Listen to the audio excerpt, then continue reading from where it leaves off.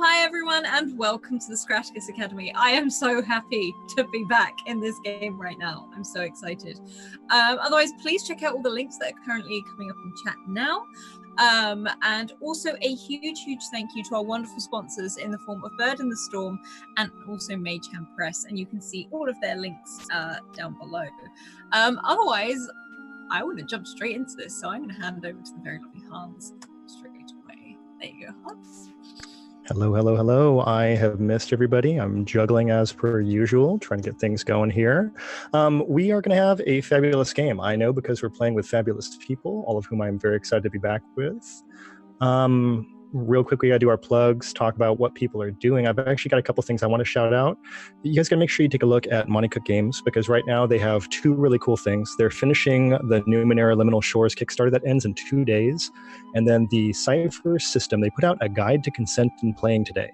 It's really good. It's a free product, guide to consent and playing. It's really like a conversation starter. Everybody should check it out. Everybody who's here in this game right now is going to, I know, but for everybody else, it's something to check out. So do take a look, yeah. And not just because Monte Cook Games is here. I had that planned earlier. And then lastly, on Saturday, I've got a game I'm doing with Kiana for Harper's Tale, which is going to be coming up. And so if you guys get a chance to look at that, I threw a link in chat. It's just a Twitter link because she's got all the details on there, but it's Saturday, 7 to 10 Eastern Time on the Kobold Press Twitch channel. So looking forward to that. Okay, and we've already got things off to a good start. We've got bits coming in, love everybody, and we're going to go clockwise around the screen to figure out who people are and who their characters are. And we're starting with Sarah. Hi everyone, my name is Sarah L. Kinney, and you can find me on Twitter. Here I talk about D&D and tabletop all the time. In this game, which I cannot wait to jump back into the action, I play Cameron Sheehan, a woman in her mid-20s who works part-time at an ice cream shop and part-time at Horoscoops. She is always wearing a flannel shirt with a metal band t-shirt underneath, and has never been seen not wearing jump boots. Okay, and next up, we've got Allison. Hey everybody, it's Allison. I am so thrilled to be back at the Academy, so thrilled to be back in San Francisco with the Horoscoops team.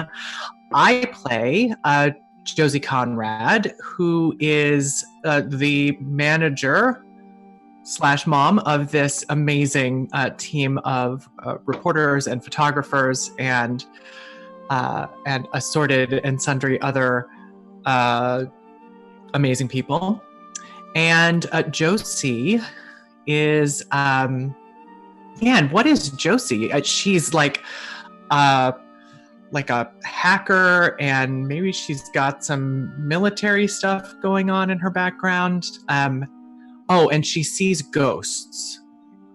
Yeah. That was concise and also mysterious. Very nice. Gotta love that. And we're on to Alice. Oh, hi, I'm Alice. I'm also White Rabbit Pick on Twitter. I am a DM and a player on this channel. You can check out my photography stuff as well. There's more coming with that soon. I play Darcy, the nervous wreck, who just wants to have friends, just wants to be able to eat normal food and have a job where she can do what she actually wants to do. And she is currently face to face with her brother, and she is not feeling great about it. And you can normally see with her oversized glasses on, she's always wearing a probably over the size comfy jumper or cardigan and heavy jeans and heavy boots that seems to be her everyday wear. Excellent. Okay, and we're going to keep going around the circle to Sammy. Hi, I'm Sammy, smallish Sam. I don't know, I talk about stuff sometimes. That's kind of my thing. Who am I playing? I'm playing Lewis. And he's just trying to get everybody into the best friend tier, especially if their name is Agatha. Also Darcy. He's like very determined to get Darcy into the best friend tier. She seems like she'd be a good person for the best friend tier. But yeah, That's all. You're doing great. It's great. All right, and Lynn, we're going to finish up with Mal. Hi, I'm Mal Hidale. You can find me on Twitter at Mal Hidale. Just call me Mal. It's easier to say. Everybody does it. I've got one thing that I definitely want to plug. Hey, guess what? I made a game. I'm going to put the link in chat. It's a one-page RPG for a game jam on itch.io. It's a super simple game to play. You can get it for $1. I'm playing Sullivan O'Callaghan, the hashtag urban druid. Yeah, we got to check that out. We got to make sure we take a look at that later on. Okay, so today we need to do a recap. It's been 2 weeks, so of course we all remember vividly where we were last time, but in case we don't, we have taken splitting the party to a new level once again. We have a 3-way party split here. We have in the lounge, which is atop the Ritz-Carlton on their rooftop patio in their restaurant, we have Darcy Moretti sitting down with her brother Marco, who is a very nice, caring, loving brother, definitely an upstanding human being, pillar of the community, etc. No, but anyways, they're having dinner. He has just asked her for a favor, and we'll get more to that in a second, because we're definitely cutting to that scene very soon. At a long distance away, looking at them from across the street, using a drone to track their movements, we have Josie Conrad in the Fairmont Hotel, keeping an eye on Marco. Way down the street, down the hill, and right in front of the Second Life antique shop, we have Cameron, Lewis, and Sullivan, I think in order of physical proximity to a lady who is about to be attacked by a very, very large dog, what some might call a werewolf, but that can't possibly be right, can it? I mean, we wouldn't be seeing. It's probably not a werewolf. That doesn't make sense in downtown San Francisco, but maybe. We'll see. So all of this is going on, and I think we're going to leave the Darcy scene for last, because that's going to be the worst possible way for that to go. I think we've got to go to the 3 people who are in the street currently fighting a werewolf. So here are some things you should know about this game. Number 1 is we have a horror track that we use to tell how awesome the game is going.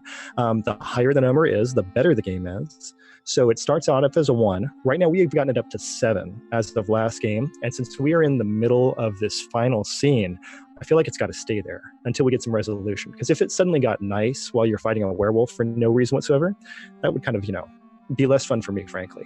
So what we're going to do is we're going to keep it at 7. We're dealing with that werewolf. If for some reason the people watching this game, our audience that we love, wanted to donate to lower that counter, that is possible.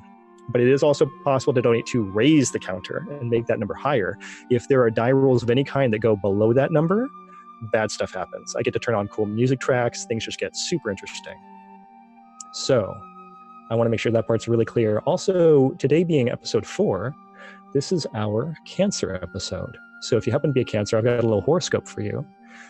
The horoscope for Cancer for this week, which by the way, today is Monday, July 1st, 2019. Not actually, I know some of us are in school and stuff. I'm talking about in the game, not real life. So July 1, 2019, horoscope for Cancer. This is going to be a trying time for you. You'll feel a lot of conflicting influences.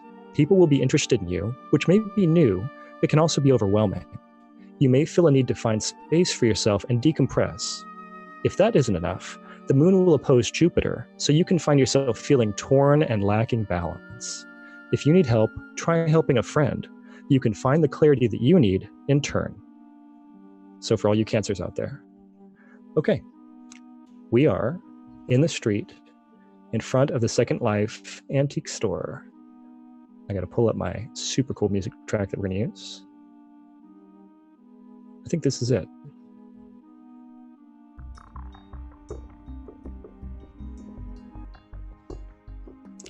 So, giant werewolf.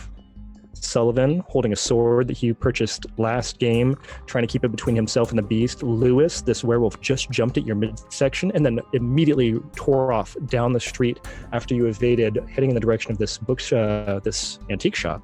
And then finally we've got Cameron, who's kind of like been trying to figure out how to get a hold of this thing, right? So I think where we're at the top of an initiative order. If I recall, last time we have, I don't know, do any of you guys actually remember if you're going before the werewolf? Okay, I gotta be frank, I don't either. Let's figure it out one more time. So this is at speed level 4. We have to make a speed test, which is an initiative test to see if you go before the werewolf. If you do, then you get to take an action where it is not mauling anybody at all. Otherwise, it's gonna go first, and it's going after that lady.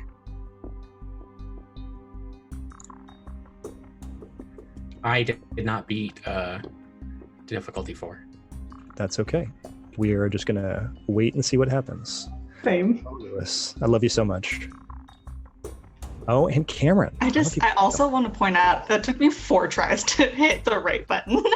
Okay, to be fair, we did not play this game last week, and I push those buttons all the time without meaning to, so there is no judgment there. Yeah, just, it's super, super a lot of stuff. It's great. So Scrad, that number needs to go 2 higher. We are now at 9 due to all of these excellent rolls.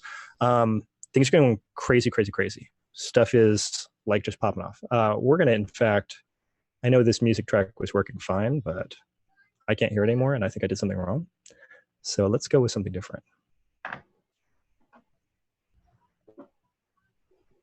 think the worst part for you guys is the fact that I can't do 2 things at one time. So every time there's a music change, I like fully stop what I'm doing, and you guys have to deal with that.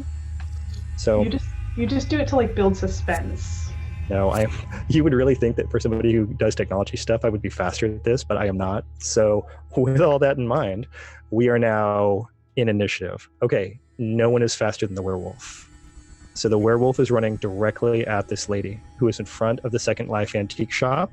You all see a blur of gray fur just kind of like exploding in the distance, and this person is down. There's a tail like whipping in the air for just a second, and you see cloth moving back and forth. Whatever this long coat is, it's being shredded.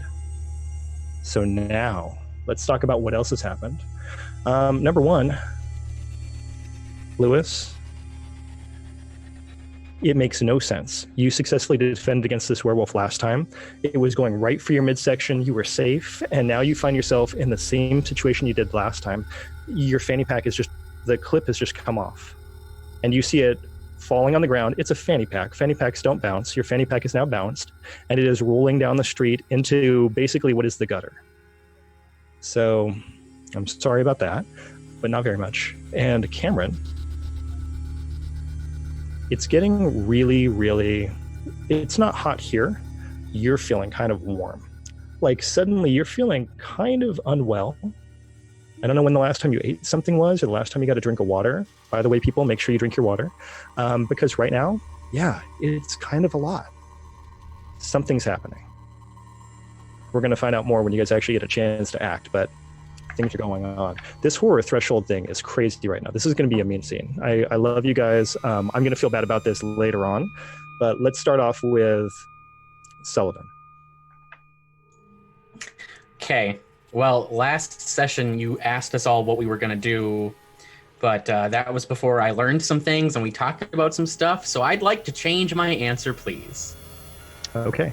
Rather than lighting the wolf on fire again, I would like to attempt to use the sword's power.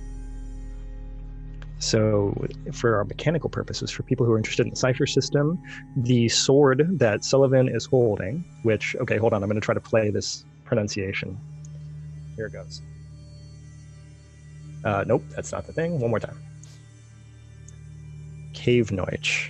That's approximately something like this. Thank you for adding Gaelic to this game.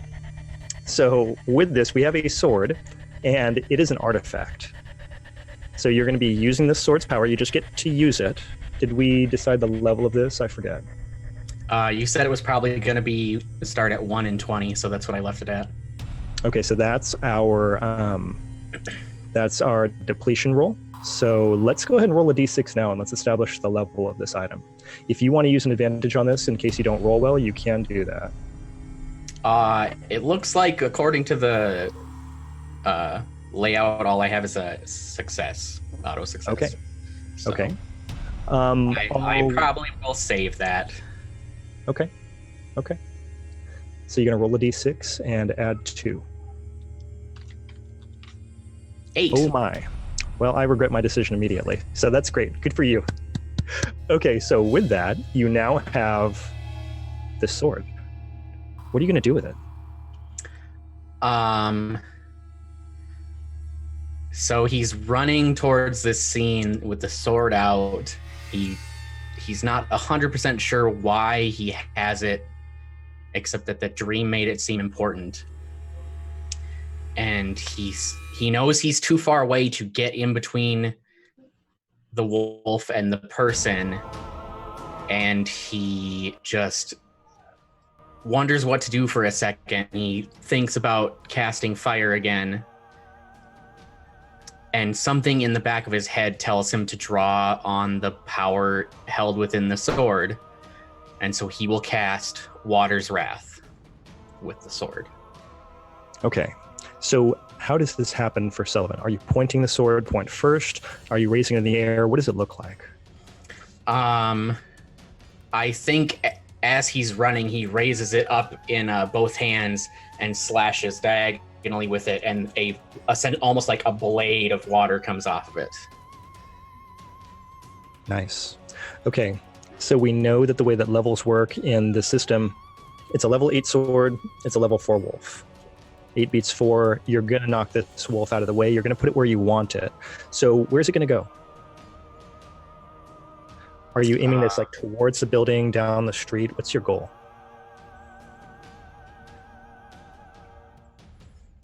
How close to a water source is the store and all this stuff going? Like, are we near the coastline at all at this point? Not at all. The things that you have there are somewhat nearby. You've got the storm drain that's on the other side of the street. You've got a fire hydrant that's at the end of the block. So either of those things. I think I will attempt to just push it in such a way that it is forced away from the woman and maybe towards like the next alley so we can get some buildings on either side of it. Okay. Yeah. So you do that. And as you push this wolf, there's a moment where you realize in your mind that this is the exact path the wolf took the last time you saw it. When you looked through the trees and saw it escape, it's gone that exact same route. But you've pushed it, you see it kind of roll end over end across the street, and it gets up on all 4 feet and starts running away. You need to roll your depletion now to see if we've just destroyed this sword. Okay. There's no gimmicks here. This is just a 1 in 20. If you roll anything else, nothing bad happens. This is not a horror trigger. I rolled a 9, not depleted. Not depleted. That's a nice little... That would be bad. Yeah, if you got one use out of it, at least it was a really good use, so there would have been that. Okay, so with that, we're going to leave Sullivan standing in the street, having just slashed this sword and shot water across the way. Let's go up next. Let's go Cameron. Cameron, so you're there. You're feeling kind of like suddenly unwell, like you're sweating, you're feeling a little bit feverish, but you're still fully able to move. The wolf is in one direction, the lady's in another. What do you want to do? So Cameron checks herself for a moment and like has that like, oh God, I hope I keep whatever down, and then keeps moving. Yeah. So she was previously trying to like grab for the wolf and yank it, or she didn't know what she was trying to do. But Sullivan, with his like display of water magic, perhaps, has kind of befuddled her completely, and she looks over, like, what? Holy, you're like some kind of like Final Fantasy character. Oh God. And then she'll turn to Lewis and go, are you okay? Did it get you? And she's kind of looking at the woman because she sees that the wolf has moved and isn't an immediate threat at this moment. Okay. And is there anything you want to do as like an action? I don't think so. I think now she is kind of like, she was trying to get to the wolf, but now is like rereading the situation around her and is trying to figure out if Lewis and the woman who almost got chomped by the wolf is okay. Okay, and she's far enough away, you're going to have to take some time to go get to her if you want to. For you, you've got a really rapid kind of thready pulse, and your skin is clammy to the touch. Okay. Yeah, fun, right? Okay, so if you're right there, let's move over to Lewis. Lewis, your fanny pack just got shot by this like big wave of water over towards the storm drain where I like to put things. It's probably that same exact storm drain, maybe like one block down. Right now, you know what's happening, right? You start feeling like that sensation of warmth, and your hands ignite. Yeah, I'm gonna run after my fanny pack and just grab it as fast as I can. Yes, perfect time to mute. Okay, so yeah, you're gonna need to make a speed roll. Let's say your difficulty right now is 3. Okay. Oh, and I have a disadvantage, so I'm gonna give that to you. I appreciate it. Hey, Dad! Oh, hi to your kid.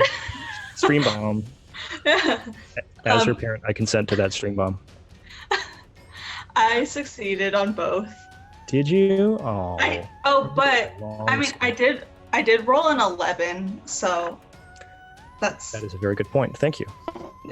Yeah. So you've got your fanny pack. It's not on, and you did make life more interesting for everybody.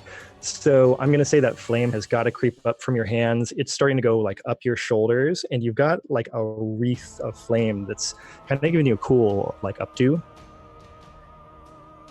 I don't recall what color. Are we going for green? Yeah, I think green. Green. For those of us who are sharing Zoom, it's like that Zoom highlight green. There's like a nice like flicker, and it's running up your back into your hair. But you've got your fanny pack. So what do you want to do with that? I want to put it on. Okay. So after that moment where everybody got that nice visual, a very clear confirmation of this sudden green fire, it's out. It's gone. And we're moving on. The wolf runs down the street. It's off in the alleyway. It continues on. If you guys want to try the game Are You Faster Than a Werewolf again, you can do that.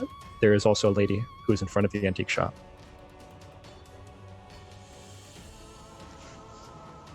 I think I'm more interested in the lady than the werewolf. So Lewis is moving in that general direction. How about Cameron?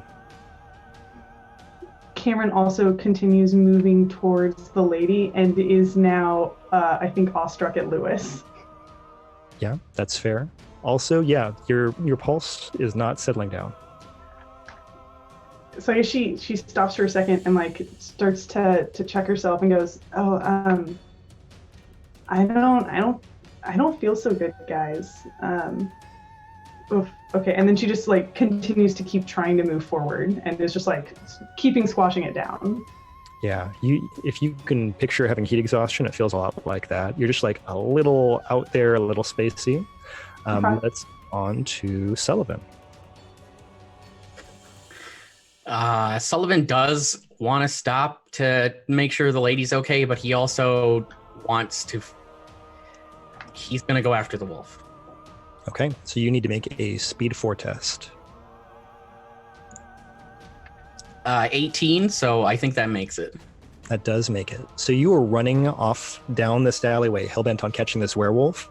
Do you want to describe any really cool flair on this, or are you just running really fast? I think somehow instinctually he knows how to like maneuver and hold the sword in a way that it's not impeding him, and that's probably the only flair I'll do. Okay, and it's amazing because last time it was so bad with the sword, but this time the two of you are in sync. Things are working out. You're moving in the correct direction. Okay, the wolf is running down this alleyway. You can see it's going in the direction of Lafayette Park, just like you were before. It's amazing how all these things come together very quickly as you get close to one another. It's going towards the park, but it's also cutting to the left, and it's continuing in the distance. You've started to catch up to it. You're about to cross another major street. So I'm going to leave you right there at the other end of the alleyway. And Lewis and Cameron, you've reached the lady. She's on the ground. She's like elbows down like this, body down like that, legs out. This coat is kind of ripped up, but she actually doesn't look hurt. Like her shirt, like she's gotten ripped right here on both sleeves. And she's got like a business blouse. She has like a collared shirt, and it's been like moved around, but she herself is actually untouched. And she's sitting up, she's wearing glasses, and they've got the frame on top, and then like the glass part is bare at the bottom. Is there a term for that? People who know glass stuff. Okay, they look cool. She's got cool glasses. And then otherwise she's got her hair back in a ponytail, and she looks stunned. Maybe she's hit her head on the ground. What do you want to do? Thanks, Alice. I'm gonna run up to her and kind of just like shake her a little bit and be like, hey, are you okay? She gets shaken a little bit, and her eyes are kind of like darting all over the place. It doesn't really seem to have helped, and she's stammering a little bit. Cameron will come over and she like puts a hand against the side of the building, and then she starts to lean down, like to like get on the woman's level, but then she realizes that she's like, I think half collapsing a little bit from feeling awful. So she's on her knees and she goes, hey, give her a little bit of room, Lewis. Are you okay?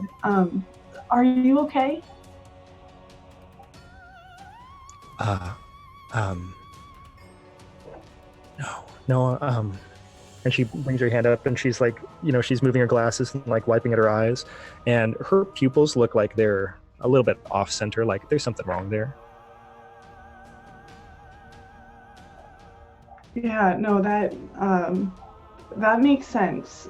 Well, that makes more sense than anything that just happened. Here, do you need to sit up, or we can take you inside, or what's your name? Amy. She says, Amy, and she starts trying to sit up on one elbow, but she's about as shaky sitting up as you are leaning down. So everything's kind of wobbly, twisty at this point. Yeah. So let's leave you guys there for a second. Let's deal with Sullivan's run down the alley one more time. So Sullivan, you're about to cross a major street. It's another speed roll for you to see how you're going to do. This is probably the last roll you're going to have to do on chasing this werewolf. And I don't mean that in an ominous way. Or do you, depending on what I roll? Considering I just said that, I really do, but, Well, 7. So you're starting to run across the street. Everything seems totally fine. And out of nowhere, a bolt of lightning flashes from the sky, searing your eyes, like to the point you cannot see anything. And go ahead and make a might defense roll.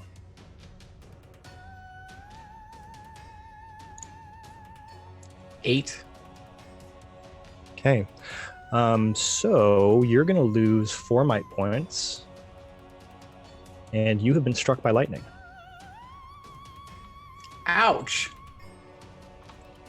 Yep.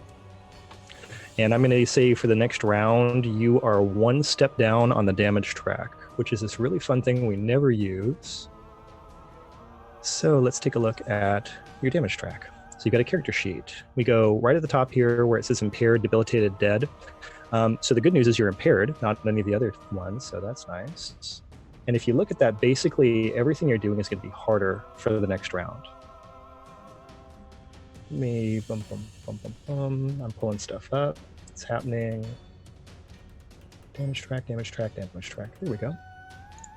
So for this, you're on the damage track, you are impaired, which means for right now, you have to spend an extra point for any effort that you want to apply. You ignore any major or minor effect rolls you get. So if you roll a 19 or 20, you don't get cool stuff. And if for some reason you got down another step on this damage track, you'd become debilitated and you wouldn't be able to really move. You would just be crawling around. So for this next round, if you try to do anything, it's going to be kind of painful on account of being struck by lightning.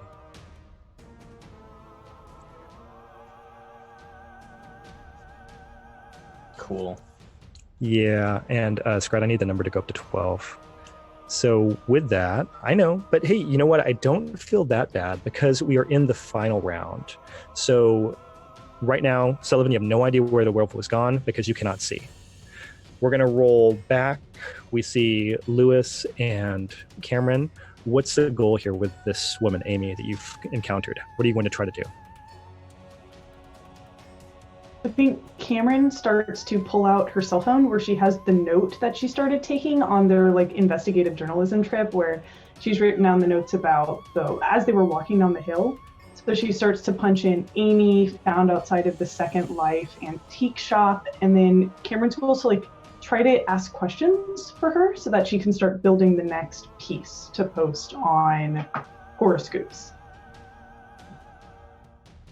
Okay, and she is not doing good. She's not really in a state to answer any questions. Luckily, her keys were pretty much in her hand. Let's talk about what Lewis is doing, because I feel like at this point, Cameron's focus is very divided between staying vertical and doing other stuff. So, Lewis, what are you going to do with all this? I think Lewis is probably trying to go like back and forth between the two of them, but like he's like essentially frozen in what to do because Cameron just told him to give him room, and then but he like wants to help them both out because they both seem like they're hurt, and so he kind of just is like that, like, you know, back and forth, like very indecisive, like, but you can physically see him doing this. Yeah, I live that daily. I know how you feel. So, okay. So I'm going to kind of cut away as this scene has become less pressing, and I don't want to use all these good horror threshold numbers up, making you guys do things that are terrible. And let's go across town just a little ways, and let's talk about Marco and Darcy Moretti. I'm sorry, I know you guys were enjoying that track, but I need to bring something different into this. Something more like spooky than like super action intense until the glass gets exploded and like all the Secret Service agents jump through the window. I don't think that's gonna happen though. Okay, so we're at dinner. Marco has talked to Darcy. They've had a very pleasant meal. Darcy's eaten a lot of pasta. And now Marco has said, I need you to get something from me upstairs in Horoscoops.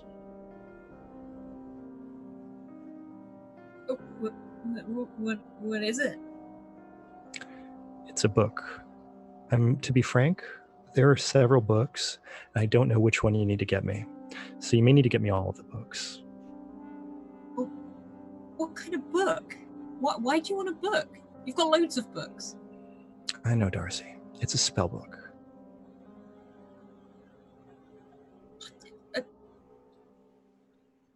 Why do you need a spell book?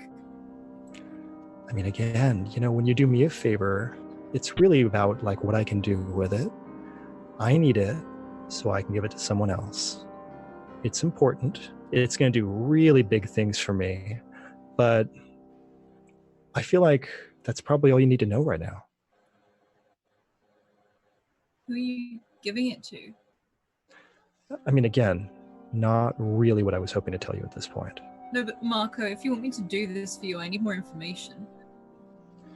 Well, you don't. It's a book. It belongs to the girl who lives there, Agatha Chen. You just need to get it. And again, she's going to have a lot of books. So you probably just need to get them all. If you can't tell the difference between a spell book, what am I saying? You know the difference between a spell book and a normal book. You'll be able to figure it out. And she sort of pauses. Wait, so I get you a spell book and you leave everyone alone? Yeah, I mean, frankly, things are going to get a lot easier around there, period, if you bring me that book.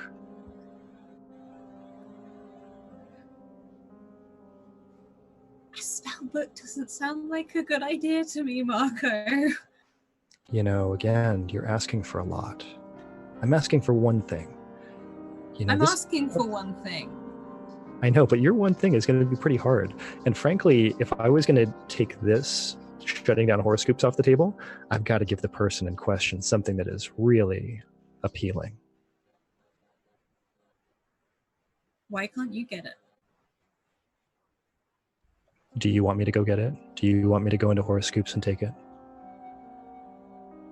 And she sort of almost leans forward across the table.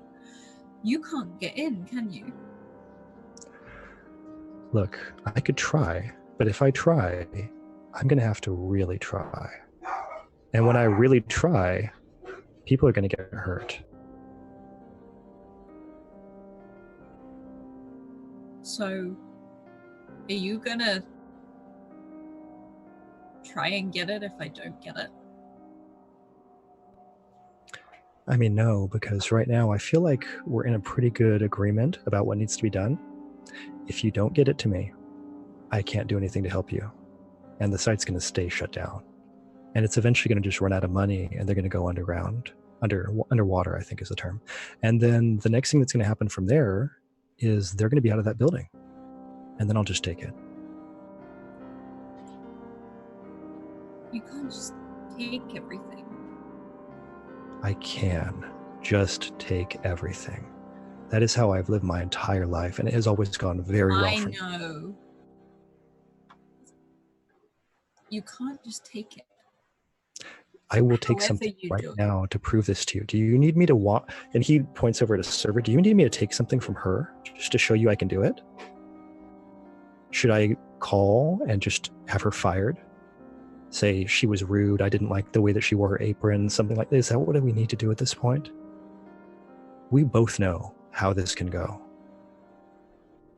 She nods slowly. You don't have to do anything, and I won't do anything. If you want this favor from me, I need the book. And if I don't get it? I mean, again, I have already done my job.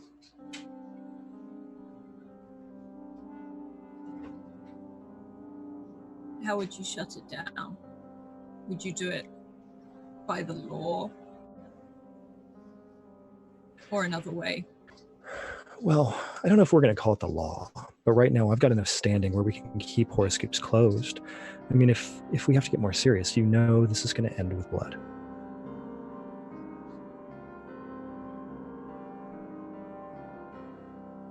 So, if I get the book, you'll leave everyone alone? And they can all have their jobs back, and you won't come near any of them again. You have my word. You bring me that book, you'll never have to see. If you never want to see me again, we don't have to do that either. You know that's not going to happen. Okay. Well, it could. I mean, again, you're really in control at this point, right? Don't you feel like it? I've never felt in control around you. All right. I will take responsibility for that. That's fair. I really don't want that. Yeah. What I'm trying to tell you is I really don't have to do anything, and I've destroyed it already. If you want it back, go get me the book.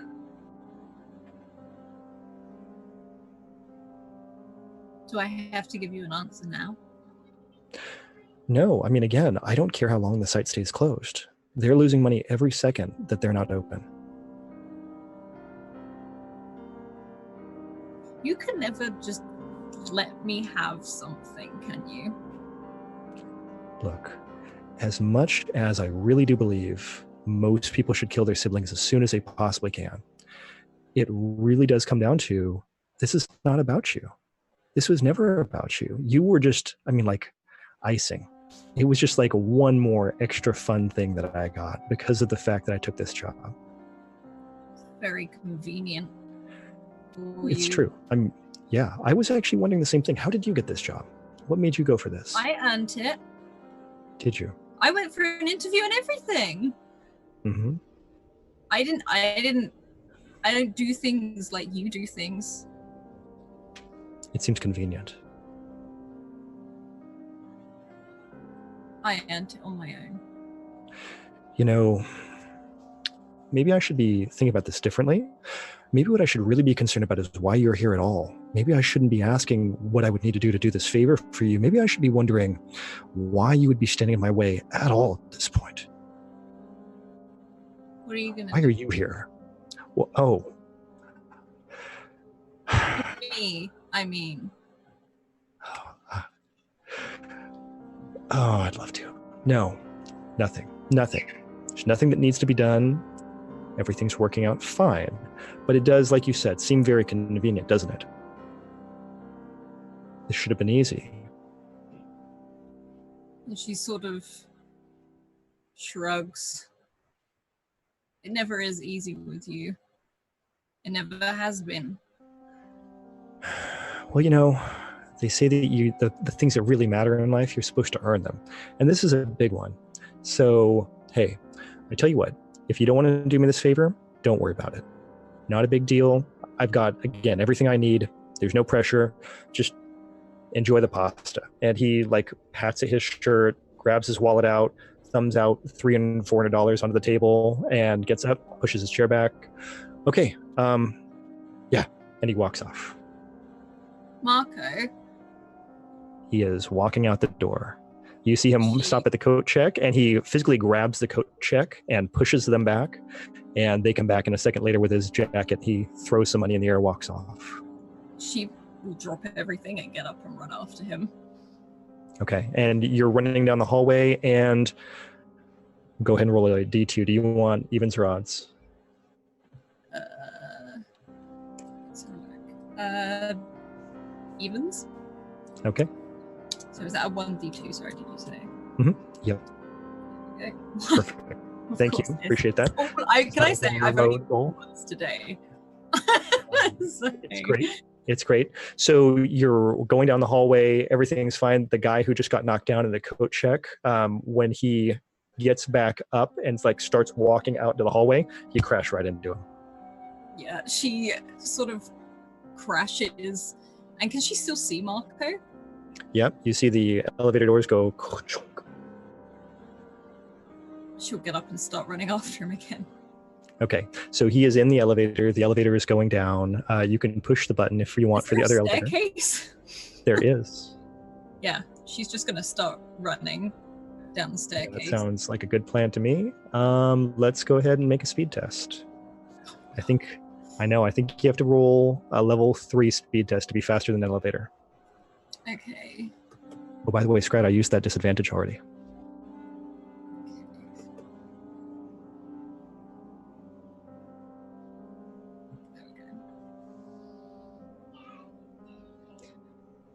Ooh, look at that. But the downside is, okay, so you spent effort, which is good, but you also rolled a 7.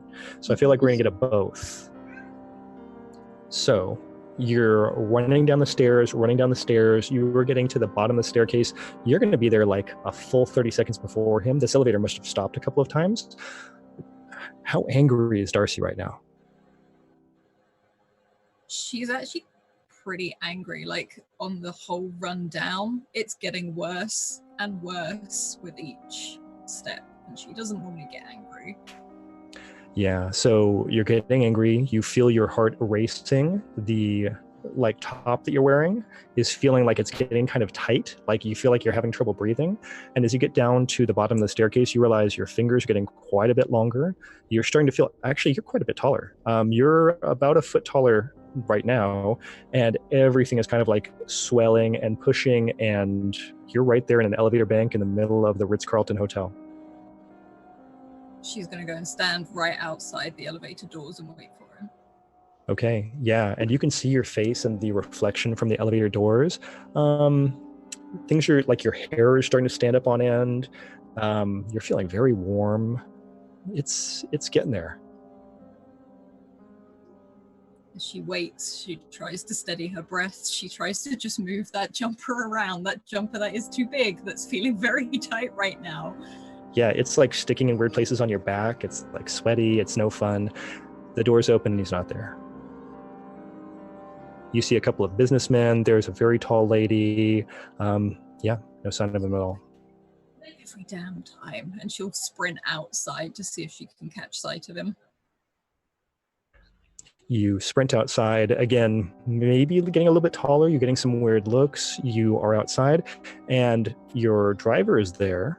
And he looks surprised and gives you like a couple extra glances and says, "Miss Moretti, are you finished? Would you like to be Where's my brother? I'm sorry? Where's my brother? I haven't seen him. Tall, greasy-haired looking guy. Right, Mr. Moretti, I haven't seen him. And she starts scanning everywhere. Okay.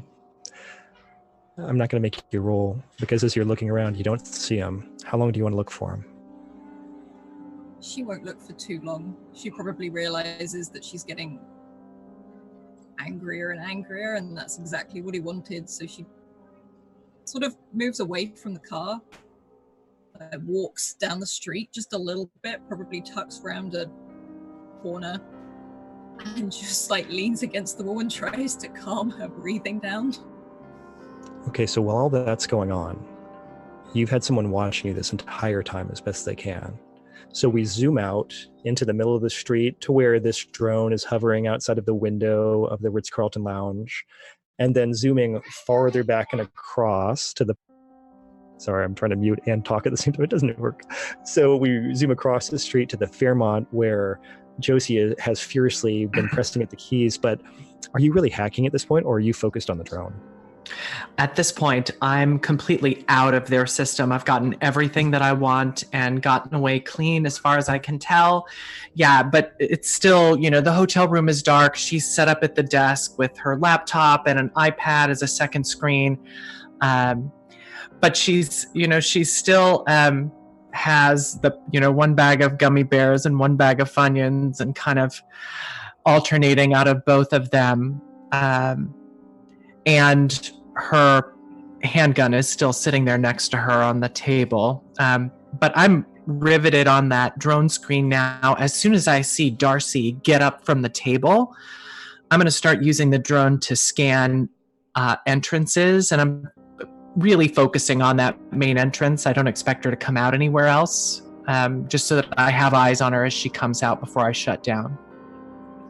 Okay, so with all that in mind, you're bringing things down to the street level. You're really focusing on where Darcy is. That's your goal. Yep. Okay, so you've seen pretty much this whole exchange, Darcy getting quite a bit taller on her way out, looking like kind of oddly shaped, like real bulky in the back, and then walking across the street and calming down now, I guess. So yeah.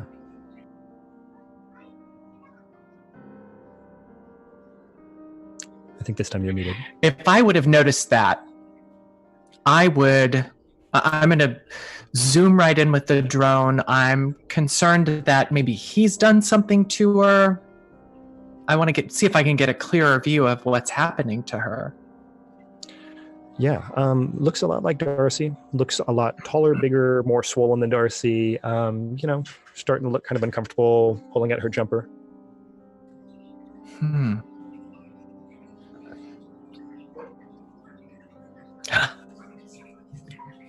I set the drone to return to the Fairmont where I launched it from. And as it's returning, I'm packing up. Okay. And doing that as quickly as I can before running back up to the roof to grab the drone. Okay. Josie's an old hand at this. Everything goes smoothly. And where are you going next? I am... When I come out, it's maybe 10 minutes, I suppose. When I step out, back out onto the street in front of the Fairmont, I've got my phone out and I'm calling Darcy. Darcy, you're on a phone call. If you want to be on a phone call. Yeah.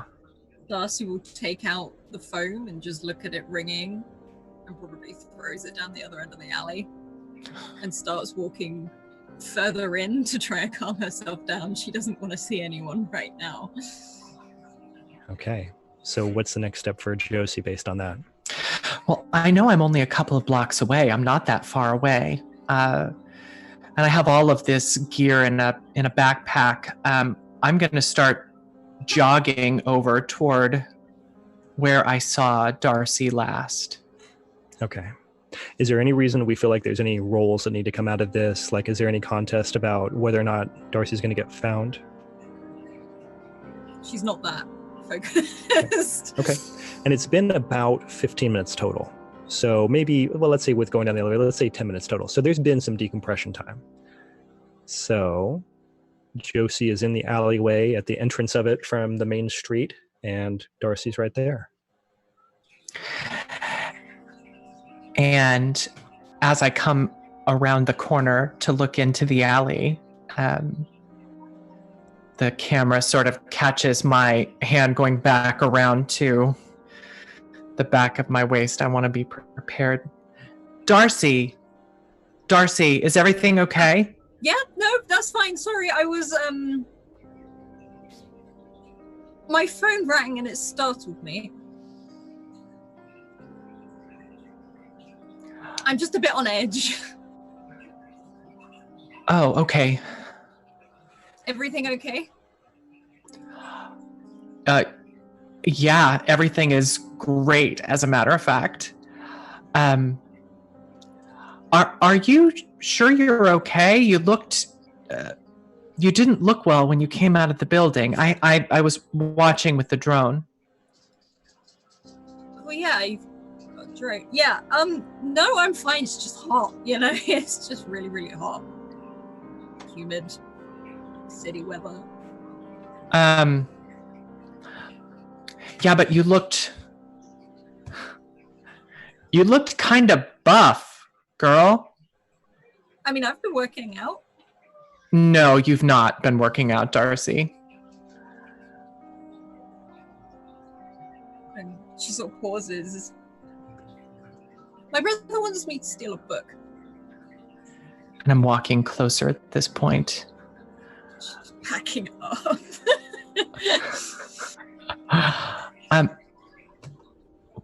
Darcy, what's the matter? Why are you backing away? Again, it's warm. I'm just getting some fresh air and calming down. As I said, very stressful. I just had a dinner with my brother, and he wants me to steal a book, spell book, actually, if they're real.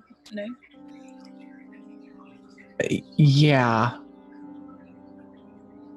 Why are you looking at me weirdly? Why are you acting weirdly, Darcy? We're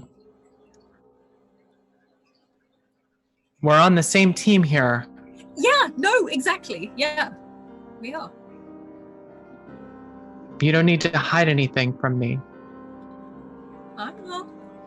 And there's like that, but it's a nervous smile. It's a genuine nervous panic look. And with one of her hands, you can just see her opening and clenching it and opening and clenching it, looking down at it as if she's thinking of something, but puts it almost behind her back like you have, deciding not.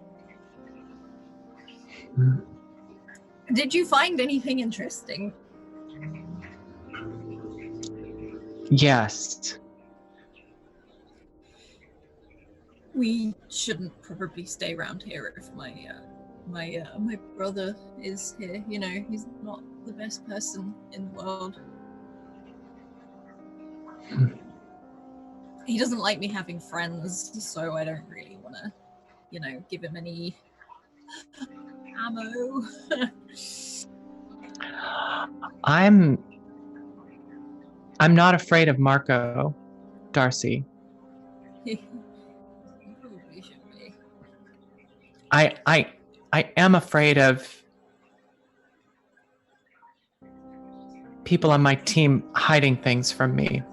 I'm not hiding anything. Nothing you need to know about. This is personal. This is private. So there is something then? No, just personal stuff. Yeah, no, there's a thing. Did you notice what you just did there? Those don't go together like that. It's not how words work.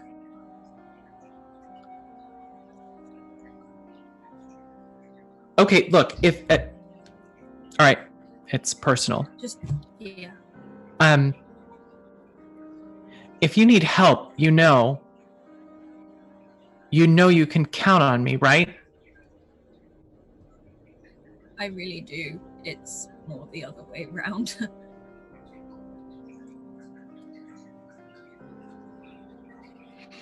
Okay. All right. We should probably go back to Horoscoops, but do you mind if we stop along the way? I need to pick up some, I don't know, some chips or something. Yeah, we can do that. Maybe a protein shake or something.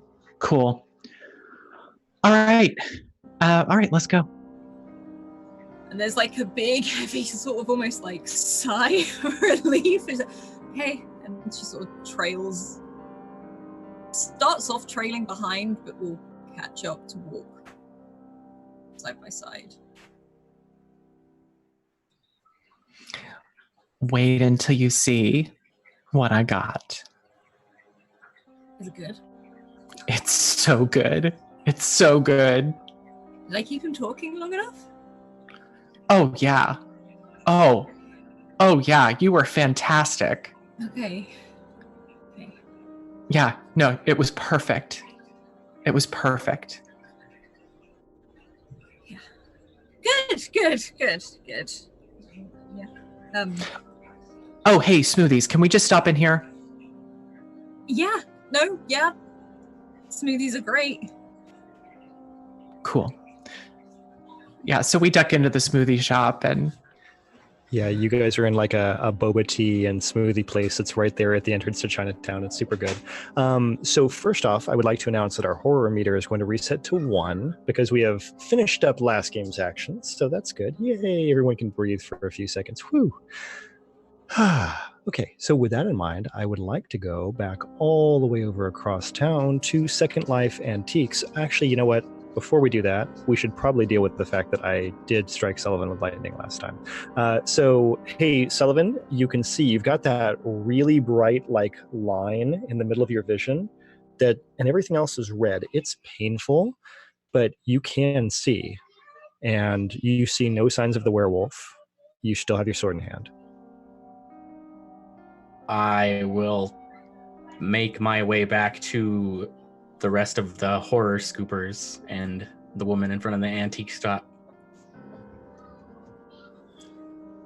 Yeah, so you start walking back. Every once in a while, you catch something unusual, like there's a piece of trash or something like that. That's like a little bit of an obstacle in the alley that didn't stop you before. But now you're realizing you really do use your sight for things quite often. And as you get back, the door to the shop, Lewis, Cameron, is it open?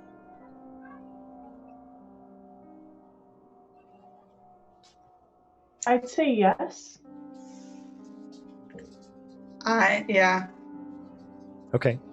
So where have you put Amy? And Cameron, how are you managing to stay present? Because it's a lot right now. I actually think she's doing a less and less good job being present as time has worn on. So Cameron tried to ask a few questions to Amy, but everything was coming up with a squiggly red line beneath it. So everything was getting typoed.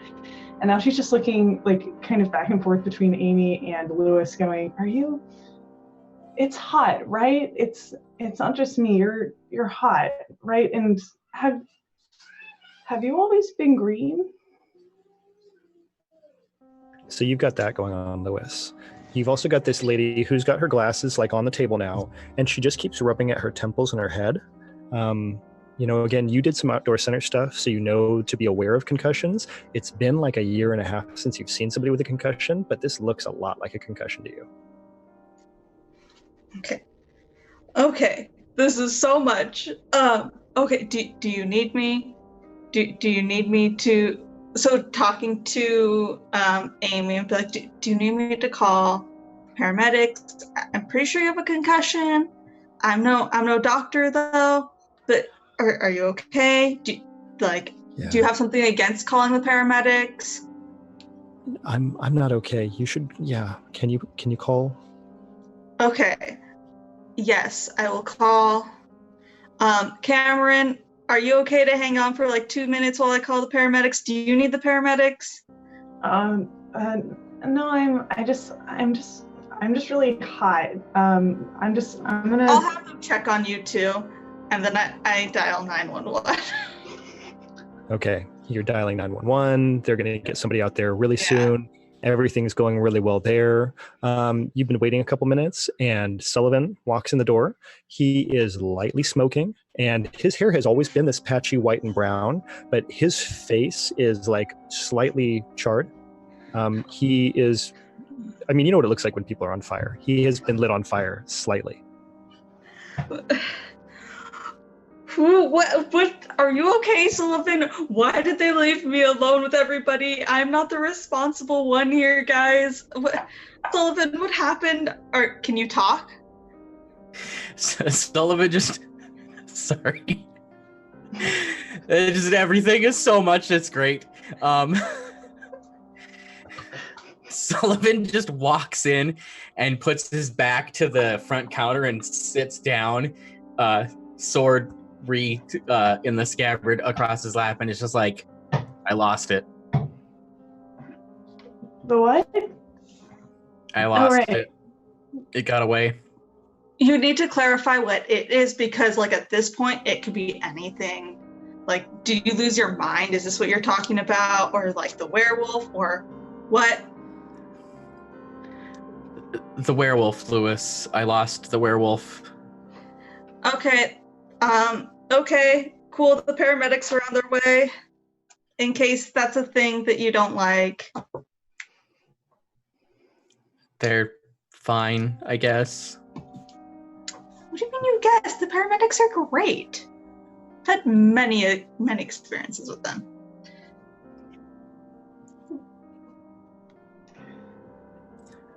You've had... Oh, okay. I think he just runs his hands through his hair and probably pulls back soot. Well, You have some very dry hair. Okay. Well, you can talk, right? Okay. Well, we have somebody over here who has a concussion. Her name is... Oh, no. I already forgot. It's Amy. Is she Amy. hot too? No, nobody's hot except for... And can I put my hand, actually, on the back of my hand on Cameron's head? On her forehead? Yeah, Cameron has a fever. She's also doing that thing where she's got kind of like a flop sweat going on, and her pulse is kind of thready. Oh, okay. Does this happen often? Is this something I need to know about, Cameron, or is this just a one-time thing? I'm usually fine. I've run down hills and been fine before. I should be fine. Is there a restroom in here? I need a restroom. I just need to get some type of cloth and wet it so I can put it on you so we can hopefully help with this. Oh my gosh. There's so much. And then I'm gonna go into the restroom and if I don't know what type of restroom it is, it has I guess if it's a store, it probably has, wait, is there a restroom in here, first of all? Okay, I love that. So I'm guessing this is really Lewis's internal monologue as he's going through the store trying to find the bathroom. So imagine the oldest, dustiest antique store you can find. And then remember that in San Francisco, all these buildings either are up to code or else they were built in the 1920s and have never been updated ever. This is number 2. This is the second choice. And so it's in the back. There is a ladder in front of the bathroom door. And on top of that ladder, there is a very large box of crockery. So all of these things are super safe and good and definitely what you want. When you go in the bathroom, the sink doesn't work. Oh my gosh. Okay. I'm so sorry, Cameron. I'm going to dunk it in the toilet. I'm going to find a paper towel and I'm going to water. Okay, toilet water in California is very clean. It is very sanitary. There are codes and rules against this. Toilet water is extremely sanitary in California. It's okay. I think while the sponge is getting dunked in the toilet, Cameron is actively trying to stand up and move inside to follow inside, not accepting the fact that she feels awful. So as Lewis turns around holding the toilet cloth, we have Cameron outside with one hand steadying on this ladder with this box full of crockery as you are taking it out of the bowl. Oh, I'm sorry, you said the tank, apparently. No? Wait, how are we doing this? Okay. You're Oh, no, they said the tank. I never said the tank. Okay, good. I'm 100% This is my own fault for reading the Zoom chat. No one should ever read their Zoom chat while they're playing a game. So anyways, you've got the cloth you just dunked in the toilet bowl where all the good stuff happens. And yes, you turn around and Cameron is looking dead at you. It's okay. It's very clean. You need to sit down. And please not along the ladder. Sit against the wall. The what? It's fine. I'm fine. You need to sit down. Please sit down. I'm begging you to sit down, please. Yeah, you know what? That's good. And she'll just she's death gripping the side of the threshold, and I think just slips down and is now sitting in the doorway of the bathroom. Okay, this is fine. We can do this. Okay. And then he puts are you supposed to put on their forehead or the back of their neck? I actually don't know. I've seen it done both ways. I don't remember these things. Sam doesn't remember these things. It's probably not going to make a significant difference either way. I It think. will. It's the biggest thing ever. You're probably right. I think he'll put it on the back of her neck. I think, he'll just do that, hoping that Sam isn't the worst, but Lewis is. And they're like, okay, when did this happen? Did something happen to you? What's going on? I need you to just tell me what's happening. Yeah. And she kind of like pulls a leg up into herself and like rests her head on her hand and is like letting Lewis do whatever like they think is necessary. And is like happily consenting to all of like the treatment. And Cameron goes, no, this has never happened before. I was running and then there was that big dog. I think it might have been a werewolf. And then I just stopped feeling good. Oh God, it's not just me. It's hot, right? No, it's not hot. It's actually quite chilly in here. Did you get bit or something? And he's going to actually like go and put her head like into his chest or like shoulder area. So she's leaning, so it's in a way where she's leaning forward into him. I don't know, wherever that would be.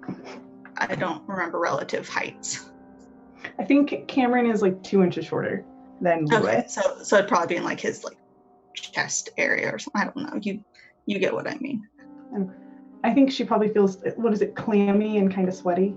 Yeah. And he just like, kind of like, and he's just like, okay, yeah. So did you get bit or anything? Like, I don't think so. Oh God, I don't know. I can't. And she kind of like move her hair to the side and kind of move a little bit and is like helping Lewis do like a check as much as she can be helpful right now. Do I see anything?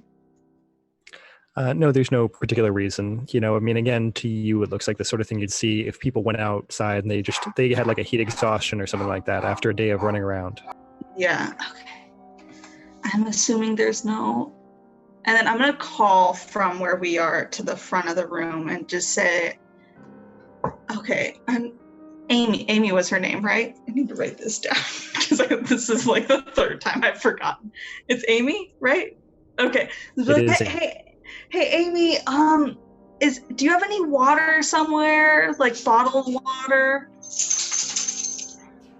So Sullivan's been up front, so he's going to be more aware of this situation, but Amy is like barely conscious. She's like holding on to conscious, but she's not responding to any questions at this point. What's Sullivan been doing up front while this scene has been going on in the back? He was just sitting on the floor with his back to the counter until it's obvious that like Amy is not doing well.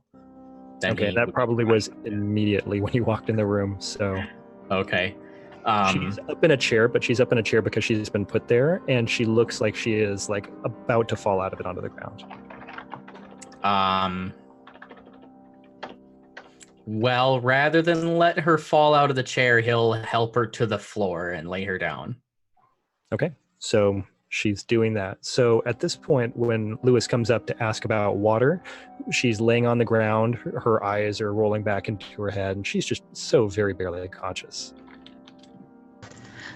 So I actually think Lewis would have stayed back. He didn't want to leave Cameron, so he was just... Okay, so that was like a shouting across the room. Yeah. Got it. So you get no answer.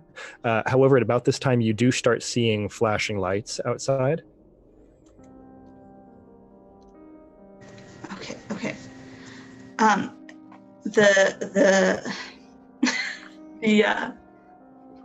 ambulance is here. The paramedics are here. Do you want them to take a look at you?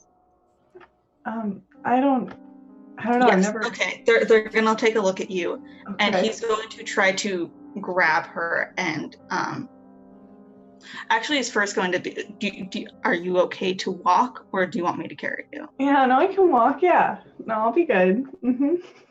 Try to stand up with my help.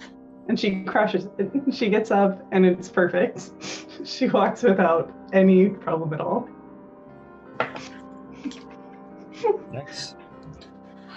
Lewis is so mad right now. No. And he's just gonna walk. No, I think Cameron like starts to stand and is like pretty weak in the knees, and like once again like reaches up towards the threshold of the door to kind of like death grip on it, and then goes, yeah, I need some help. Okay. Do you want help walking, or I can carry you? No, let's try, let's see if I can, I think I can walk. Yeah. You could just give me a hand. Okay, yeah, and like the arm around or I guess your arm around his like body, and he'll help you walk out. Okay, so you're heading towards the front of the building. Sullivan, there's two paramedics have walked into the room. They drop a gurney and a bag down on the floor. One of them's turned to you and says, okay, sir, look at me. Okay, are you doing okay? Are you fine? Yeah, everything's fine. She's not doing so well, and he like points down, because I'm assuming she was in the chair behind the counter. So he just laid her down. He didn't move her other than that. So she's probably partially obscured. As you like turn to look, there are two paramedics. They're back to back right now. One of them is already talking to Amy and shining a pen light in her eyes, and then the other one's talking to you. And they say, "Okay, you've got some singeing on your shirt. Are you all right?" Yeah, I'm fine. Everything's fine. Okay, all right. Is there anyone else here that needs help? There's two other people. I don't know if either of them need help though, but they were headed to the back. Okay, if you need me, just yell. Otherwise, my partner's right here. I'm going to go in the back. And they begin doing paramedic stuff. Unless anybody has things in particular they want to say to the paramedics, we can kind of fast forward here. Okay, so let's go through the short version. Number one, Amy's going on the stretcher. She's going to get taken away. The keys to the shop, we'll talk about that in a second, but something to think about. So Lewis, everything's fine, right? Lewis isn't concerned about any physical problems? Okay? Yep. Okay, and then Sullivan, you're not going to want any assistance here? No, but he would, between the three of us, he would be like, who's going to go with her? Someone should go with her. I can go with her. I need my hand stitched up anyway. So yeah, I'll go with her. Okay, so now Lewis has like a big gauze dressing on his hand, and that's set. And then Cameron, are you going to get treatment from the paramedics? I think Cameron, when the paramedic comes over, they probably insist she gets assistance. She's used to being like healthy as a horse. This kind of stuff doesn't really happen to her, but she's now like sweating and clammy and is pretty out of it, and absolutely needs assistance to stay standing. Okay. Are you going to take a ride in the ambulance, or are you just going to like get cleaned up a little bit and go home? What would she be able to get away with not going? Like, what would the ambulance person tell her to do? To be honest, living in California, you would probably, you'll get told you should go, but they probably won't make you go in the ambulance. Cameron, like leaning on Lewis, will look over and kind of whisper, like, do I need to go with them? Oh, yes, go. I'm going to the hospital. Please go. I'll be there. And they tell you, look, if you're not going to go with us, you should get taken home, and you should just try to get some rest. You mostly just need rest and fluids. No, I'll do what Lewis said. What Lewis said. He seems to know what he's talking about. Okay, and they help you. They get you into the other bed in the ambulance. So they've got the two of you and Amy laying down. Lewis is just sitting in the chair, and then the other paramedic is opposite you, and there's one driving the bus. So that covers everybody except Sullivan, who I take it is not going to go with them. He might go just to keep an eye on everyone because, Lewis is obviously. Knowing Lewis for the short period of time, Lewis probably is obviously expressing emotions in their face of being in over their head. So Sullivan doesn't think he needs help, but he's going to go to make sure Amy's helped and make sure Cameron's helped and make sure Lewis doesn't freak out. Okay. So with that, you're going to be getting in the bus, everything, ambulance, same thing. We're going to be doing all of that. At the point in which everyone is officially on board and the doors are about to close, Lewis, your cell phone rings. It's actually like a notification. You get a buzz. Okay. I immediately grab my phone and look at it. The notification's from Agatha. It says, "Call me now."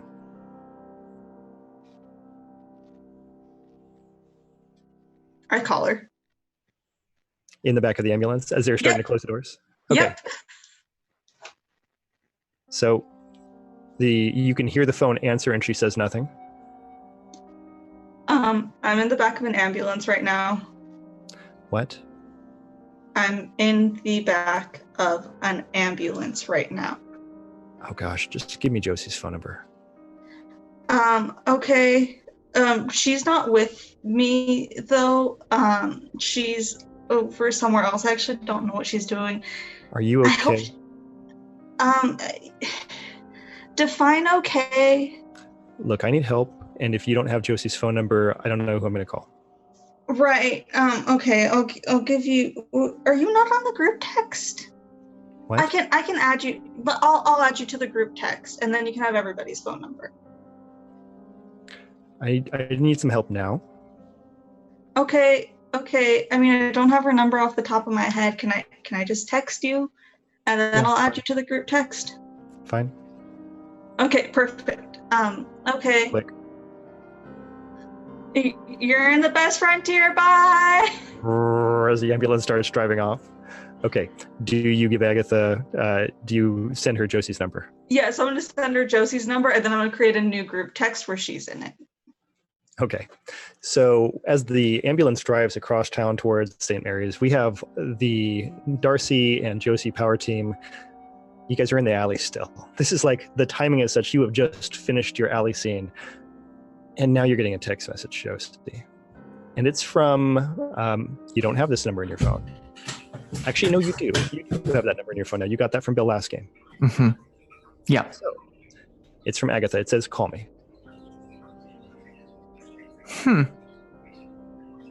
That's interesting. What's interesting? It's Agatha, and I'm calling her as I'm saying this. Hey, is this Josie? Yeah. Hey, Agatha, what's up? I need your help. Okay. What can I do? Okay. Bill hasn't come back. He went someplace he shouldn't have, and he's not back. Where did he go? So he's down at the wharf at a bar called the High Dive. Am I just bringing him home from a good night at the High Dive, or is this something bad, Agatha? You still have your gun, right? Mm-hmm. Yeah, it's bad. Okay. Anything else I should know? Yeah, Lewis is in an ambulance. Lewis, is he okay? I don't know. Didn't sound like it. Okay. All right. I'm with Darcy. We're gonna head down to the High Dive, and I guess I'll check in with them. I'll keep you informed. Okay. Thanks. Yeah, no problem. Talk to you later. Bye. Bye. Is Lewis? Where's Lewis? Let's find out, shall we? Hey, could you call an Uber or something? We need to go down to the wharf. Can I borrow your phone? Yeah, you guys are actually still right next to the Ritz-Carlton, so you do have a nice taxi stand right there. Yeah. You don't. Oh, right. You dropped your phone. Where's your phone? Just gestures. I dropped it when I was leaving. You know, Marco runs pretty fast. Yeah. Okay, we need to get your phone. Taxi, and heading over. And as I'm doing that, I'm looking at my phone and seeing a new group chat and being like, Okay, so it's Lewis. And Lewis, did you send a GIF or an emoji or something like that to start up this group chat? Oh, that's a good question. I think it would be, it's the GIF of the guy sliding across the. If you've seen me, yeah, if it's the like slide into your DMs GIF, right? And then he's just putting Agatha here sliding into our group text. And then he sends in another text because he feels the need to clarify. I've added Agatha to our group text so that we can all communicate. She's the new one. I call Lewis. Hello? Hey, it's Josie. What's up? I heard you were on your way to the hospital. Yeah, we're in an ambulance. How are you doing? Who are you with? And is it just me and Cameron in this ambulance? Or who's in the is it me and Amy? I believe it's the three of us, Amy and the so we all went into one. It wasn't two ambulances. Brought the one ambulance, yeah. I don't know. Sometimes they bring out two. You have one ambulance. So I'm gonna be like, oh, it's me and there's Sullivan here and Cameron and this girl from the antique shop. Her name's Amy. And then there's these two really nice EMTs. They were very helpful. Lewis. What? Lewis, who's hurt? Cameron seems to be suffering from some type of heat exhaustion, but it's not hot enough. Can I hear Josie's end of the conversation since we're in this rather enclosed space? I think especially the part where she said, Lewis, who's hurt, that probably carried rather well. You hear Sullivan from wherever he's sitting just like, I'm fine. He doesn't sound perfectly fine, but he definitely doesn't sound bad. I know you're fine, Sullivan. I wasn't going to say anything. I don't know what. Okay, so Cam is sick. You're okay? Yeah, I hurt my hand a little bit. And then Amy, I'm not entirely sure what happened to her. Okay, cool. I kind of forgot about her. Yeah, I'm much less interested in Amy. Could you do me a favor? Text me when you get there and just keep me informed. Like brief texts, though. Cool. Okay, how much do you want? Like mom level of information, or like nope, best friend that you've only talked to every once in a while level of information? Nope. We'll talk about this later. Just text me, okay? Okay. Hey, Darcy and I are headed to the high dive down at the wharf to help out Bill. If you don't hear from us in the next 60 minutes, tell Sullivan and tell him he needs to come looking for us. Okay. Do you not want me looking for you?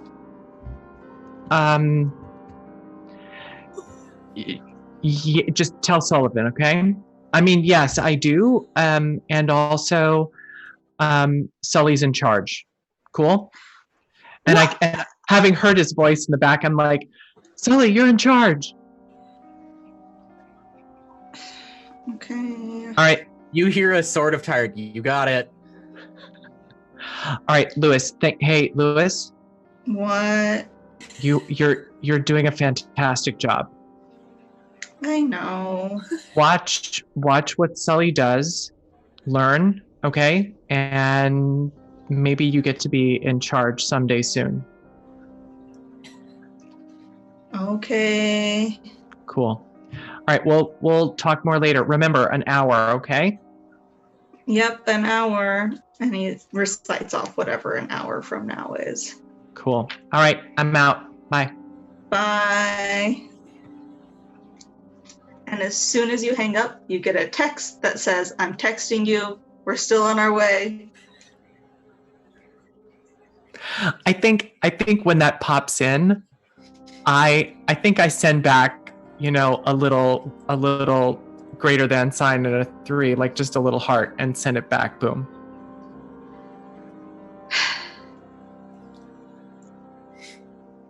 You don't get a response. Lewis is mad at you.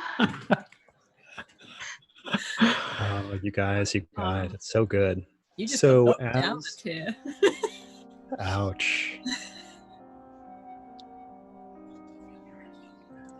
So as this ambulance goes across town, again, I'm sorry, it's St. Francis. Actually, at this point, guys, you're kind of like 50-50. We're going to say we're going to St. Francis, so you're not going very far. Everything is right here. So you guys are going to get there really soon. And while that's going on, we've got Darcy and Josie. They're in a cab. You're heading down to Fisherman's Wharf. Let's talk about what's going to happen in the lobby of the hospital, in the waiting room, the emergency room. So Amy gets sent back. They ask Sullivan and Lewis a couple really brief questions. They don't seem super interested in like your input on it because, I don't know, how much are you saying about the werewolf?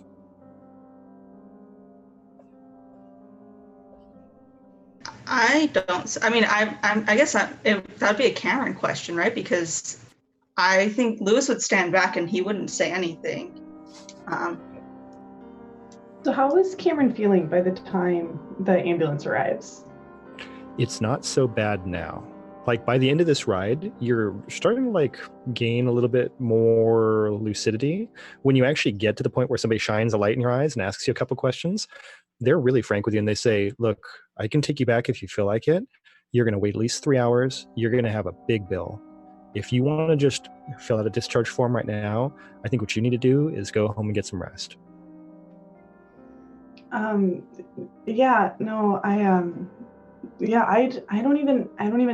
don't know what that was. That's never happened to me before. Yeah. And how many drinks did you have? Drinks? Oh, no, I don't really do that. It was just really hot all of a sudden. No drugs? I mean, this is just paperwork. I'm not judging you. No drugs? No drugs. Whatever other questions you need, I'll answer them. Yeah. So, I mean, basically, if you want to go back, you can go back. How's your insurance? Is it good? Sure. Okay. I mean, I can show you back. You can get a bed, but it's going to be like a 3-hour wait.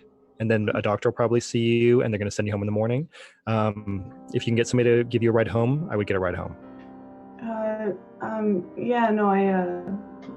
think we'll do that. And she looks over at Lewis and Mal.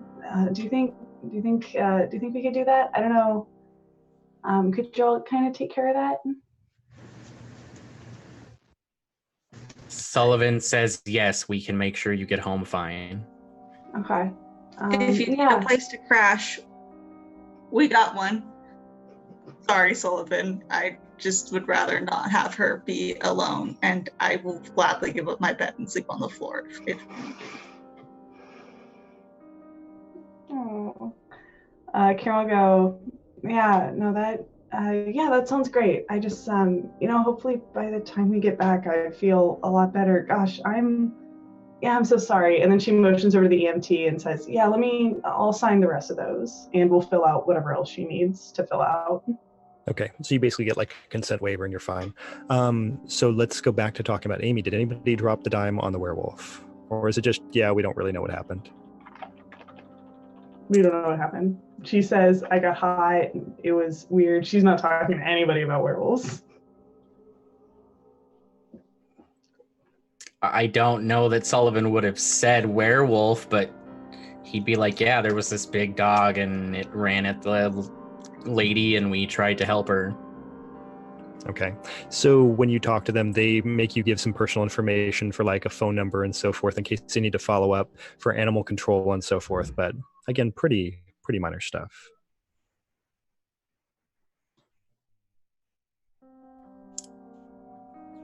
So with that, the hospital scene's kind of going to dissipate. Is everybody going back to the Sullivan/Lewis place? Oh, and we've got Lewis, yeah. I was just gonna say I am updating Josie like at the hospital, talking with doctors, and then I think the last one will probably say, once we agree, are we all going back to Sullivan's place, or do you guys think Horoscoops would be Horoscoops would be better? Honestly, I'm torn. Part of me feels like we should stay and make sure Amy's okay, because we have no way of reaching, like, does she work at this store? Like, who are her relations? Like, we don't have any of that information. But, we also need to take Cameron home, Could Cameron have gotten some of that information when she was doing some of her initial, like, trying to talk to Amy before she was super out of it? That's a good question. So in terms of the store and like who her people were, sure, let's go ahead and just make an intellect roll. Let's say it's like a difficulty 2, just to have a fun roll. And otherwise, we'll just leave it like it is right now.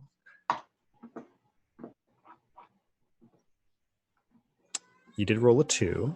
So you got a physical 2. Hey, good news, the horror meter was not up to 2 or anything like that. It's just at that 1. So everything's super nice. So you didn't have the presence of mind to get any real information out of her, and she wasn't really in a good state. Also, when you're talking to the people at the counter, they've made it pretty clear that since you're not a relation and you don't really have a connection there, they can, like, you'll get like some information at the counter, but they won't let you guys go back with her.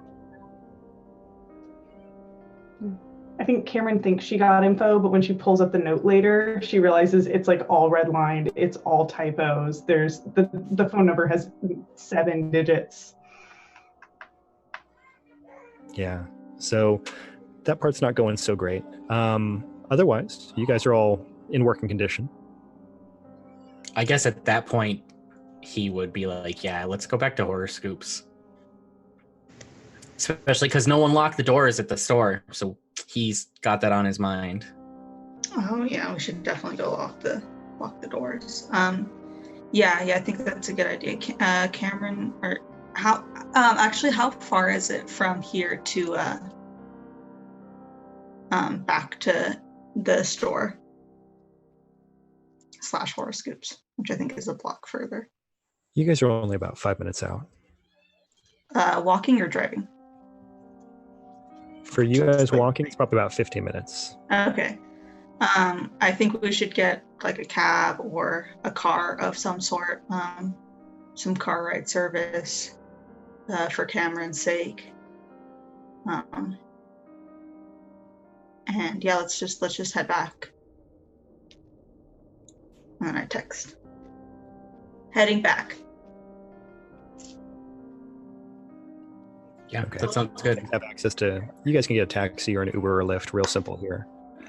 So unless you guys have any preferences, we can just say that you get into a car and head back towards the Horoscoops office, stopping at Second Life on the way. And who's going to be locking the door and taking charge of those keys? Okay, sounds good. And then you get back to Horoscoops where everything seems really quiet and there's nothing going on.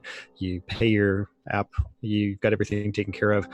You go inside, and when you open the door, like as you're turning the knob, Agatha pulls the door open on the other side and says to Lewis, I thought you were going to be at the hospital. Yeah, we just got back from the hospital.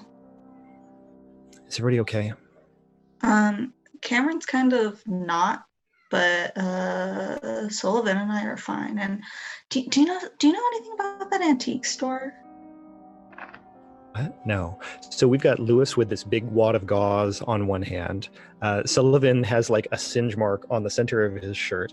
And then we've got Cameron, who looks just like a little bit like tired, sweaty now at this point, like dried sweaty. So yeah, lots of stuff. Agatha takes that all in for a second and says, okay. I already talked to Josie. She's going to go take care of it. Okay. Okay, that's fine. Can we come in so we can get Cameron down, please? Yeah, of course you can come in. Okay. You can put her on Bill's bed if you want. Bill has a bed. Yeah, we live here. Oh, right. Okay, yeah, I'll go. You can talk. Sullivan can give you the details or whatever. He was there for most of it. And then I'm gonna walk Cameron to Bill's room and grab her a glass of water and probably just like sit there and monitor her until somebody bugs me or I fall asleep. Okay. Now I know what everybody really wants to know is, what does Bill's room look like? Bill looks like a basic bachelor who also has a record keeping problem. So he has a bed that's in front of his closet. His closet is full of banker boxes, which look like they're all old business records. And then he has like some dress shirts that are way in the corner and a couple Hawaiian shirts right there over the records in this closet. The bed is like a full. It's not in any way nice or good or anything like that. It's probably like an IKEA type frame. And he has a desk, which is similarly just like covered in boxes of records. And he has like a phone charger. So it's pretty depressing. He also owns 2 pairs of Birkenstocks because he was wearing one when he left. He's got one here. For Alice, yeah.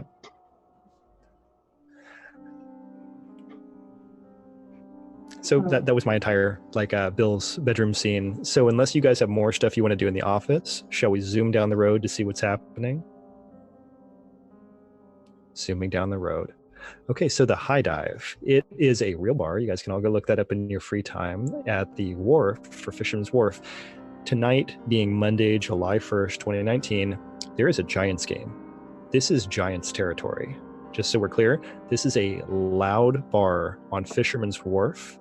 So there are, let's say, 18 motorcycles parked out front. There is also a very large crowd. You can hear them outside. Something sports happened because it got loud. And so everybody indoors, everything is orange, everything is lit up, and there is a lot of beer being passed one way and the other. There's a very large person in a leather motorcycle type vest over a white t-shirt, and he's got a security patch on the back of the vest at the door as you walk up to the bar.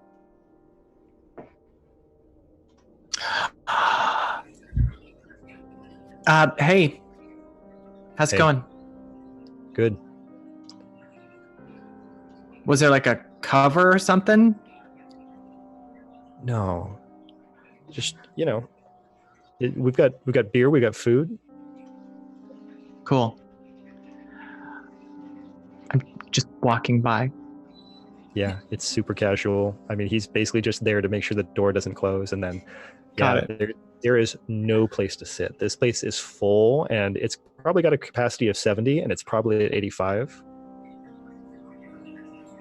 Darcy's like shuffling behind Josie, trying to keep as close as possible and keeping an eye out for Bill.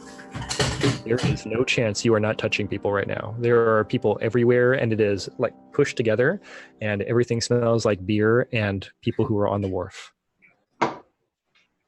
I am paying very special attention to that little surprise that I have in my waistband. I want to be very conscious of any hands getting close to that.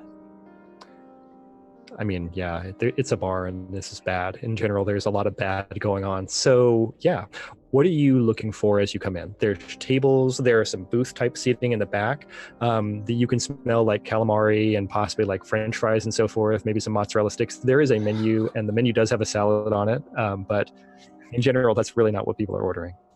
I'm thinking to myself, God, I'm so hungry right now. But no time. So I'm looking for Bill. I'm also just making sure that Darcy and I stay close together. I don't want us to get separated here. Okay. So either or both of you can make a perception type intellect test. It's just going to be a difficulty of 3 just because of the number of people in the room. Okay.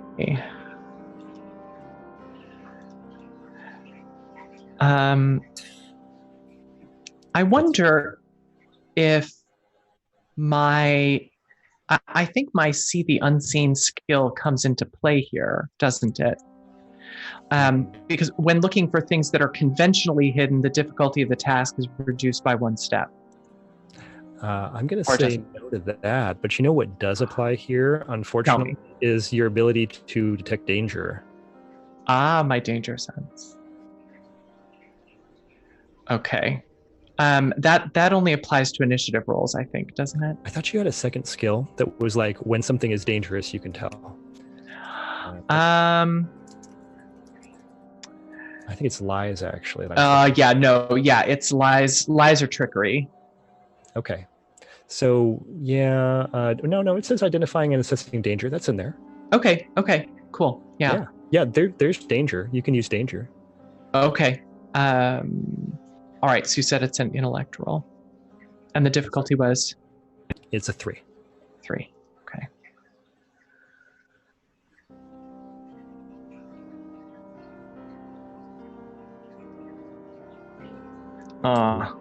Two. It's getting close to the number, but we did reset the counter, so I feel like we really earned that reset with all the stuff that happened and the people that got hit by lightning and so forth. So with that, moving on to this scene, you don't see Bill. And all of a sudden, again, there's an eruption of sports loudness as something has happened on the field. It is clearly in favor of the Giants, and you're all kind of getting jostled about. Other people don't seem to mind it, so I guess this is kind of the vibe for this place, but there's a lot. Mm-hmm. I turn around to Darcy, so we're close enough so that we can, I guess we're probably just smashed right together, aren't we? Oh, yeah. I don't see him anywhere, do you? And again, she's sort of like almost on her tiptoes, sort of looking around. Is like, no. I mean, we could ask. That's what people do, right? Who do you want to ask? I don't know, someone at the bar? Like, she sort of looks over towards if there's anyone behind the bar serving drinks. Yes, there is. I mean, I could go ask. All right, sounds good. I'll come with you. Okay, and she starts trying to weave her way through all these people, like making herself as small as possible just to try and squeeze in between this crowd. Okay, so you've gotten to the bar. You're in between 2 people sitting on stools, and you're right there. And what's next?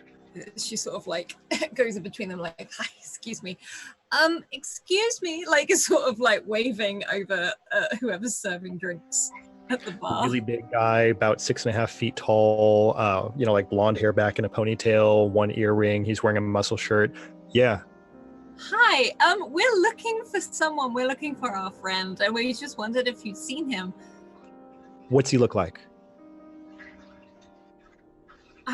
What is Bill? How do you describe Bill, Josie? Like Darcy starts to panic. And sort of almost wonders if she has like a photo or anything like that. About yay high, and she starts like describing Bill in the most simple form.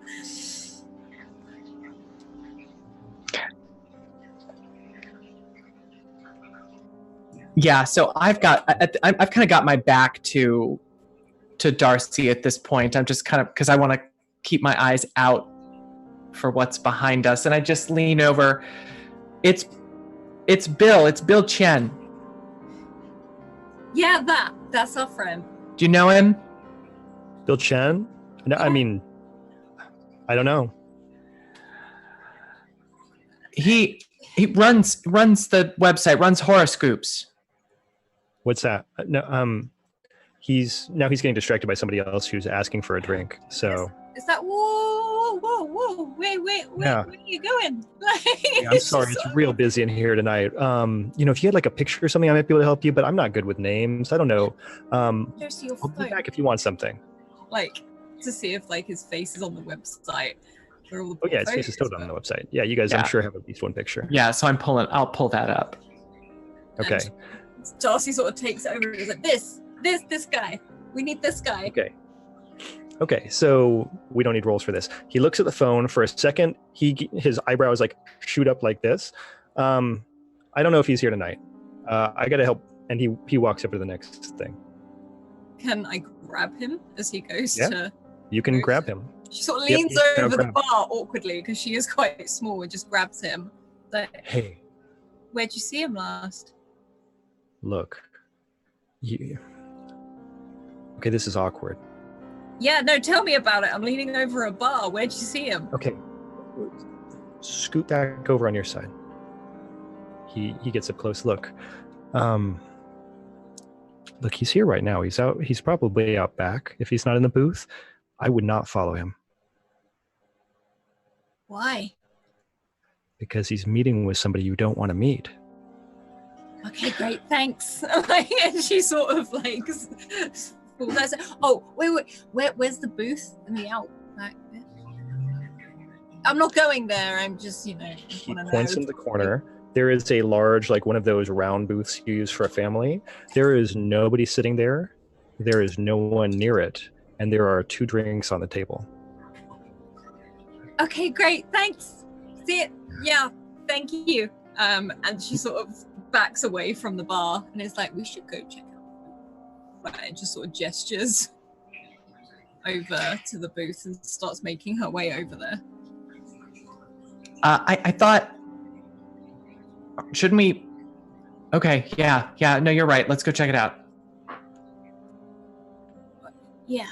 And she starts to, so again, weave her way through, and just if she can, just slide into the booth in general. Okay. It's a big circle type booth. This is like that old leather that's been sat on. It's just like super soft, comfy, squishy. There are 2 drinks on it.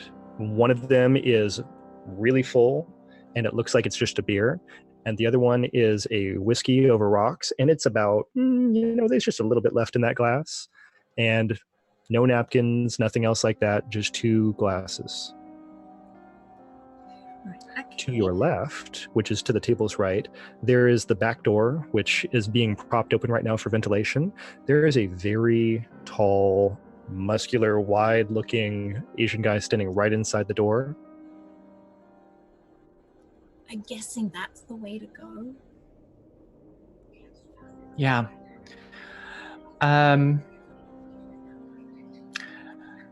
You are you feeling up to a little excitement? And by excitement, I mean probably a fight that might involve shooting. Well, I don't shoot stuff, but I can go with. Yeah. Well, does Darcy have her camera? Uh-huh. She has it just like, it's almost like tucked inside, almost like underneath the jumper so that it's not seen, obviously. What does she have too? I can't remember what her camera of choice is.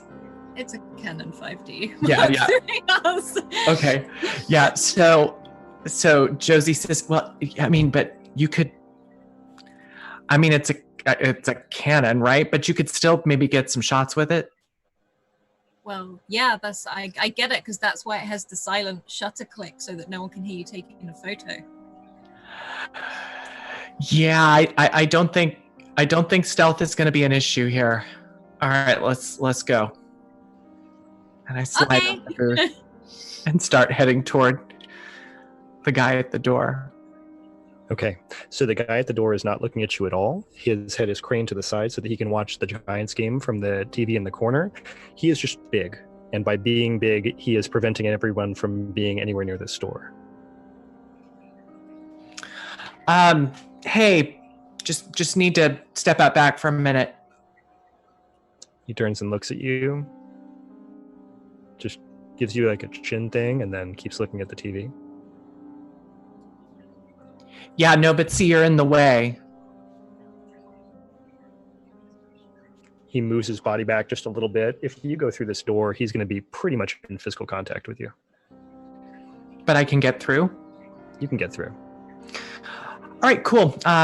Thanks. Enjoy the game, buddy. And I slide by. He's like, yeah, I'm just going to go with her. And sort of duck under the arm and follow Juicy. Okay. When you pass through the door, he's looking at you guys as you pass through, not looking at the TV, and then he looks back at the TV. So you're in an alleyway. This is an alleyway adjacent to the water. So it's not really an alleyway. That doesn't sound correct. You're in the space between two buildings, and the water is a drop off about 30 feet away from you. Bill's there. He's being held by both arms like this at his upper arms by another big Chinese guy. Looks like these two guys are like twins almost, different haircuts, different body types, but both very large guys.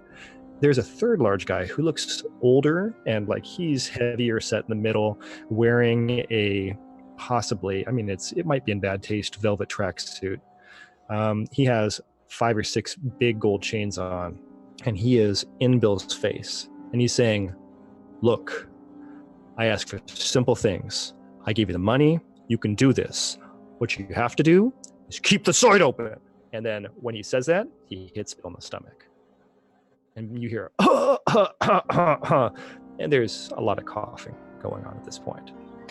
What's the light situation? How light is it back here? Bad. So it's pretty dim. Yeah, you've got some outside dock lights or wharf lights in the distance, but right here, there's purposely no lighting.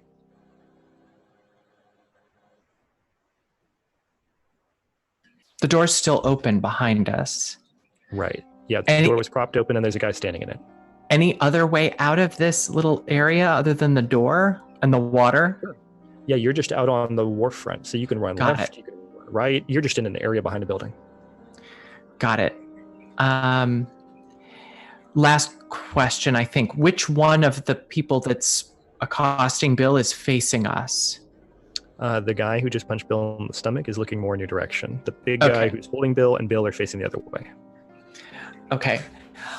So I turn to Darcy and I lean way in and I say, just play along. And I start to, and I at that point, I put my arms around you and I start giggling. And I'm not actually kissing you, but it would look like that from the perspective of this other person behind us. She flushes red regardless. And so, yeah, so my intent here is to I don't think we can't get out there without them seeing us. So my intent is to just sort of deceive them as to what's happening here until we can get a little bit closer. It's working great. I love that we don't have to roll anything for this.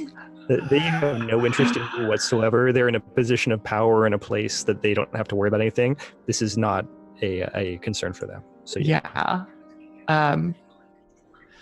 And so, yeah, so I think Josie is kind of loudly like she's tipsy and giggling and I don't normally do this on the first date and that kind of stuff. It's like that.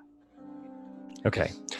So this guy leans into Bill again and he says, I'd make this really easy for you. I gave you everything you needed to. Look, I know you're not going to be able to work if I break all of your ribs, but that's about the only thing that's stopping me.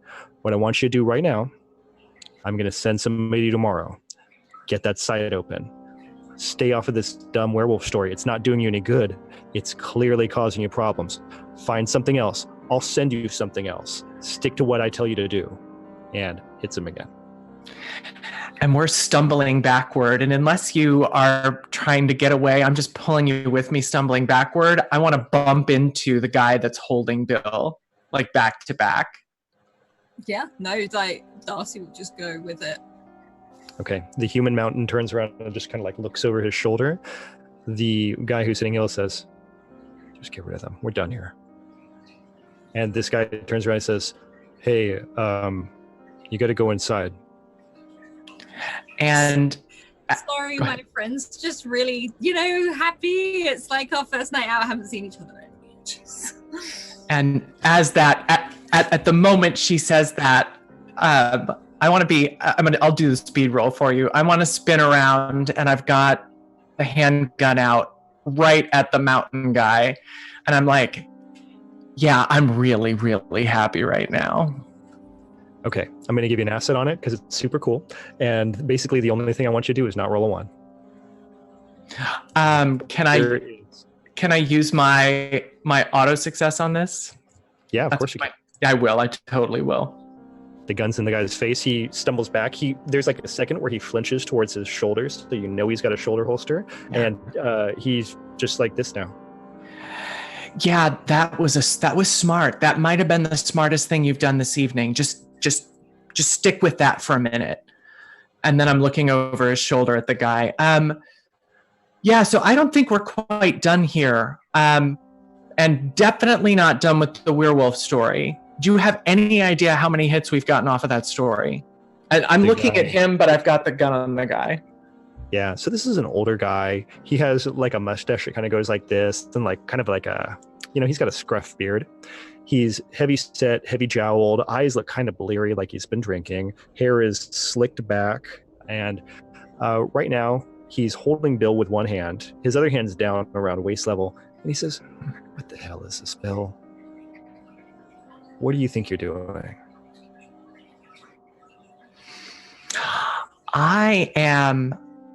Well, think of me as a very engaged employee of the Horoscoops organization. Well, it looks like Bill's doing something right, at least. Look, you know how to hold that gun. You know what you're doing. Can you bring him, like, away from the water's edge, please? On solid ground? I don't have any reason to throw Bill in the water. And, if I was going to throw somebody in the water, I'd shoot him first. We're not going to do any of that. Look, you take him, you go, we're done. Okay? Yeah, I mean, that sounds great, but the story thing, I mean, we're gonna do the story. Don't do the werewolf story. The werewolf story is causing problems. There's no reason to keep following that. What does Mr. Arkow have to hide? What? Do you want to make any sort of roll on this?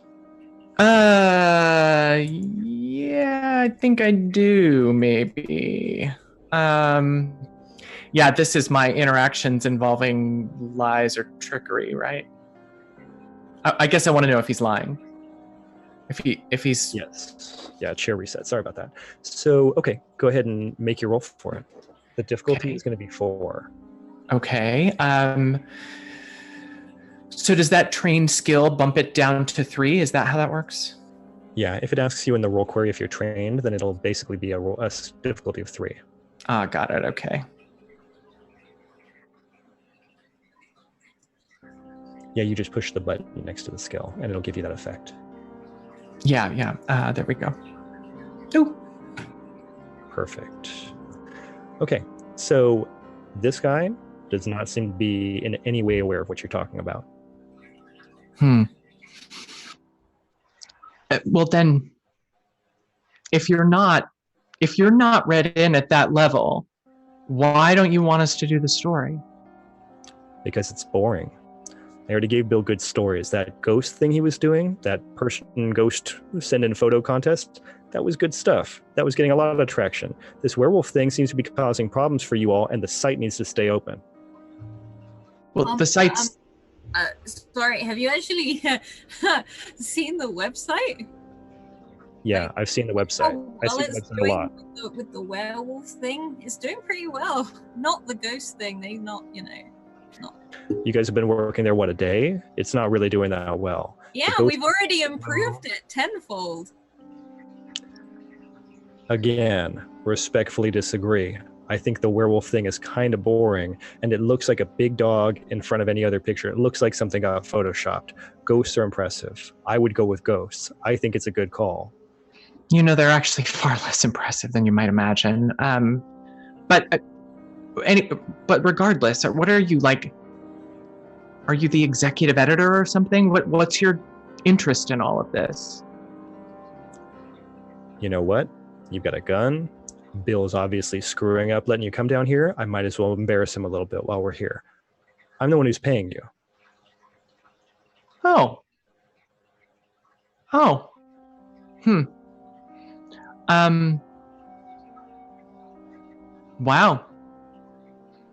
Yep.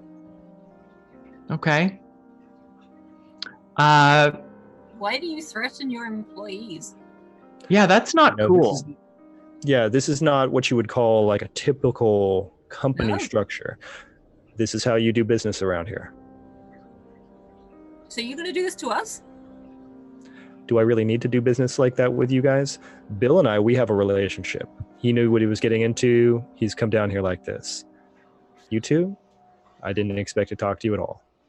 Yeah, that's the interesting part of all of this, isn't it? I'm looking, and I look up at the guy that I've got the gun on. You know, sorry, I feel very rude about what was your name? My name? Are you talking to the older guy, or are you talking to the big hunk of meat? The big hunk. Yeah. He says, okay, not gonna name somebody, thanks. You're welcome. Okay, yeah, I appreciate that. His name is James. He says James. Yeah, see, that's it, right? Because now, see, James and I have a relationship right now. It's not a very good one, but we have one, right? This isn't, we can do better than this, right? I'm not really sure what you're trying to do here. Are you trying to intimidate me?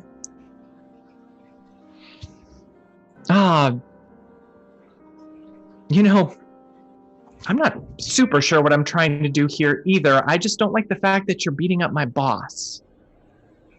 Yeah, I think that's good. That's real respectable. I can understand that. So, like I said, we're done here, right? I don't feel the need to prove any more points. I think Bill gets the message. Don't do the werewolf story. It's stupid. But it's getting loads of great views. I thought it just got your site shut down, and Bill here is telling me how he needs legal help. Oh no, that's just, some other This problem. story didn't cause any problems. It also didn't get many views. I'm telling you, I think you'd be better off with something else that doesn't get the site shut down. You need to get it back open. Yeah. All right, well, and I pull the gun up away from his head. Yeah, now that I've had a chance to, it's been a long night. Now that I've had a chance to think this through, yeah, you're probably right. Probably right. Okay. All right. So we're done with the werewolf story. You've got other stories. You said you can send us some stuff. I'll send you some stuff. I have an idea of something you could do that would be probably popular. But if you want to do a ghost story, I like ghost stories. I think they were doing well for the site. Yeah. Okay. Yeah. Send us what you've got. Can I take Bill? Can we just go? Yeah, unless you guys want to stay and have a drink. Otherwise, you guys can just go. And so I walk up to kind of take Bill by the hand, and as I do, I hold out my hand to shake the hand of the guy that I've been talking to. Okay. Now he has a very firm handshake. Yeah. Josie Conrad. I'm managing the new group of reporters and photographers. I mean, Josie, I like your spirit. Yeah, good. Cool. All right, we're out of here then.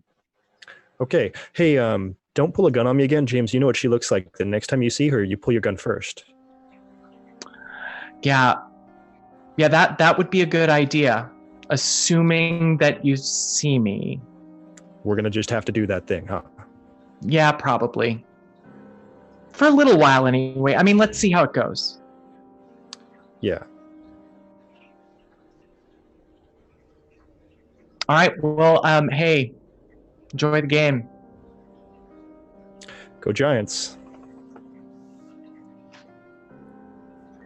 As we walk away, when we're just out of earshot, I as much to myself as to Darcy and Bill,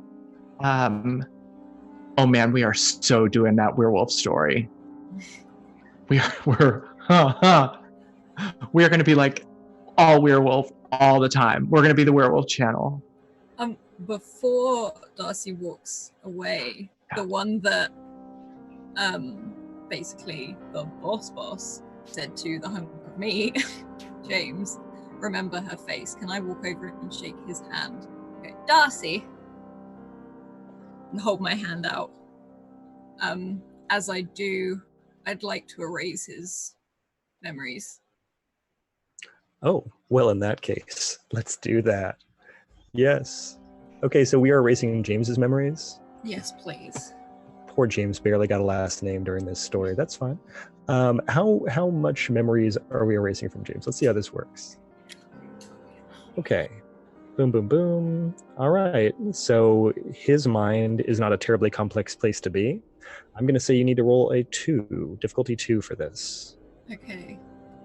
And I am going to use effort for this. Okay, so let's take a look. So you've already got to spend 1 intellect point, and then you're spending effort, so you're going to be spending the full 3. So you're going to be spending a total of 4 points to make this happen. Yes, I don't want to remember Josie's face. Got it. Hang on, so I'm putting in difficulty 2. Roll effect, is that just 1? That's correct. Yeah, okay, and then intellect. Okay. Oh gosh. Too late for my advantage. I love you so much, Alice. So here's the thing. By the way, hi, Tales from the Grim. Hey, Raiders. There's this moment where you look into James's eyes. I'm going to say that with all this, Josie's definitely not going to let you out of her sight, right? She's going to see what's going on. When you look into James's eyes, there is a moment of abject fear that turns to horror. There is a moment where you hear his breath start to take in, like if you had to imagine someone's death rattle. He is terrified, looking right at you. He runs like backwards, falls straight into the water behind him. Darcy sort of stands other up. man. I'm sorry, go on. No, you go ahead. She sort of stands upright, watches him go, and looks over to the boss. Is like, you might need better security. I don't think he's okay. He's pulling a handgun out of the waistband of his pants and pointing it at you. And he says, "You, get out of here. Get out of here. I'm going. I wanted to. I don't want to deal with that." Hand. And he's snapping his fingers like this, and there's a guy over the door. "Tony, come here." And the guy who was previously blocking the door draws his gun from underneath his shoulder and starts pointing it at you. So now you have 2 people pointing handguns at you at this point. Oh, and Scrat, if you hear this and you get a chance to raise it, we now need the horror number to be 2. So all this stuff is going on. You now have 2 people pointing guns at you. And she sort of stops to look at both of them. Is like, I'm leaving. I just wanted to shake a man's hand. I'm sorry you couldn't cope with it. So here's one final question. As this guy, Tony, turns and his head is looking at you, you can see yourself in the reflection in his glasses. What color are Darcy's eyes right now? They're very much an amber, sort of yellow, cat-like color right now. And on that scene, we transition away from the high dive. There's this awkward moment, of course, where you realize that Bill has a car that is a 2-seater Toyota Celica, and however you all are dealing with that.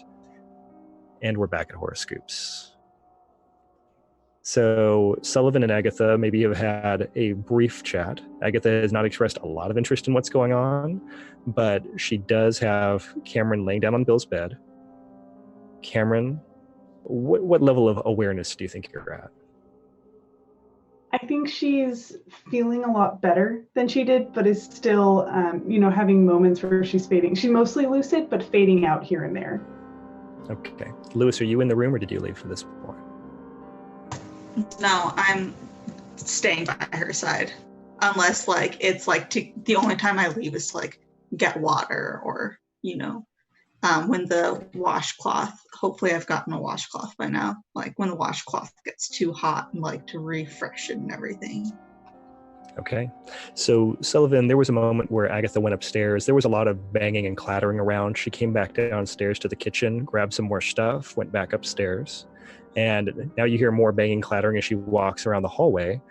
She opens the door to Bill's room with her foot because both of her hands are full, looks at Lewis and says, Lewis, you should leave. And she's holding what looks to you to be a large steaming flask, like a bowl actually, in both hands. Why do I need to leave? Why do you have to stay? Because I want to keep an eye on her. Fine, don't set anything on fire. And she turns and looks at Cameron. Okay, Cameron? Wait, why should Lewis leave? Great question. I'm not going to answer you. Look, you need to drink all of this. Wait, what even is that? And God, that's huge. What? It smells like bark. It smells like wet bark. It's got, like, you know that smell? It smells like a tree in the rain and kind of like a redwood. What? No, I don't want that. Cameron, just do it. I feel like Agatha knows her stuff. And, just drink it. I won't let her be in the room alone with you because, no. Lewis, I will light you on fire. Stop. What? Why is everyone trying to light me on fire? Now, okay, Cameron. It's a lot. Okay. This is like 32 ounces. You just got to drink the whole thing.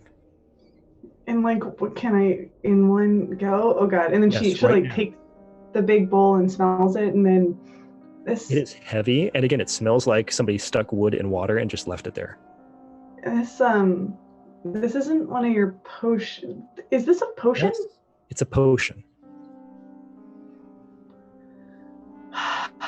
Cameron looks up, her eyes kind of fixate on the ceiling for a moment, and she thinks back to the moment when Josie asked her if she was kind of in or out. And Cameron says aloud, I chose to stay, and then begins to drink. Okay, and you get about 2 seconds into drinking this gigantic bowl of liquid that tastes, it tastes exactly like it smells.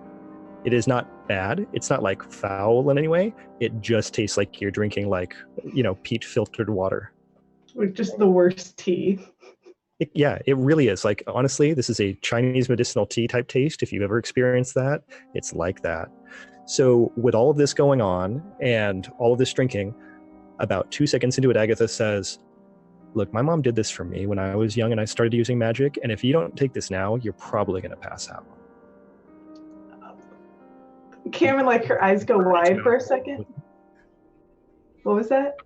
Oh, I was going to say, you are drinking this gigantic bowl of liquid here as you're like talking about your expression. So have fun with that. Yeah, like her eyes go wide for a second and she wants to respond, but she just like continues to like chug down the bowl as to the best of her ability, even though it tastes awful. Yeah, you are full. It is a lot. And then the moment like the last drop goes down, she like drops it into her lap, looks at Agatha and goes, I'm sorry, what was that? Yeah. What?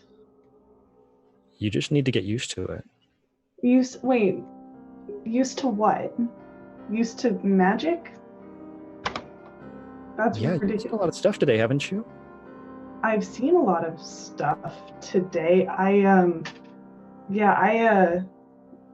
do think that was a werewolf, but It was a werewolf? But I didn't do any magic.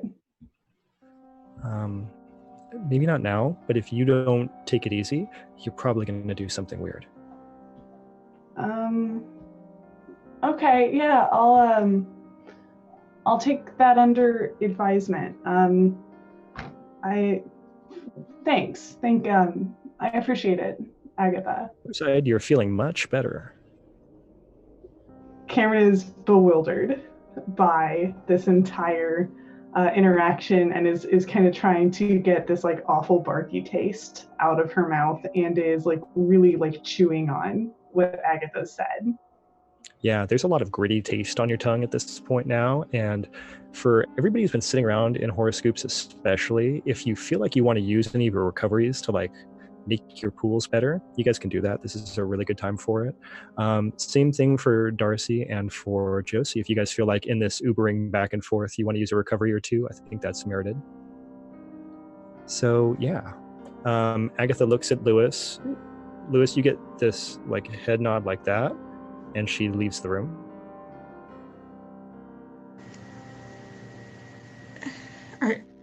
How are you feeling, Cameron? Full. I feel like I just had a whole big gulp. But like not the good kind. But and she kind of like checks in on herself, and it's hard. She hates to admit it, but yes, like her wooziness, and she feels way more lucid now. Well, I'm glad you're feeling better. But also, like, how are you feeling? I don't. A lot's happened today. It's a lot to take in. I think I definitely want to sleep on it. You turned green for a little bit there. That wasn't just me in the heat, right? You turned green. Yeah, I think it had something to do with the werewolf. I think it got me, and he holds up his hand that's been bandaged. So I think something happened. I don't really know. Oh gosh, Lewis. Thanks for spending everything looking after me. Are you okay? Oh, I'm used to. I mean, like I said, oh, maybe you didn't. I've been in the hospital so many times, and I'm surprised nobody there recognized me. I'm fine. This is nothing. Yeah, but I mean, are you okay? Oh. It was a lot for all of us today. Yeah. I mean, today's been rough.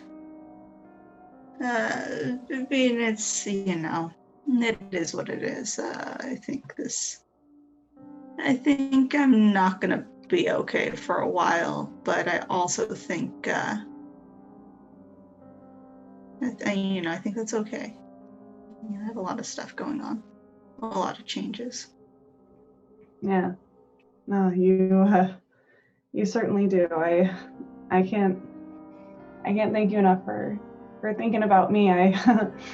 It's probably good you made me take that ride in the ambulance. Otherwise, I don't know, I'd probably be laid out on the floor of Second Life. Why don't gosh, I feel so much better after that big bowl of crap. But yeah, why don't we go downstairs and see what the others are up to, and maybe give ourselves some time to decompress a bit? Yeah. I can make you some tea if you want, to maybe something to wash that down. Anything that doesn't taste like bark. Yeah, I can actually, I can run down to 7-Eleven and get you an actual big gulp if you want. I love that. I'll do it. I like the kind where you mix all of the flavors together. Oh, absolutely. 100%. Thanks, Lewis. Yeah, of course. I give you the awkward pat on the back because he doesn't know what to do.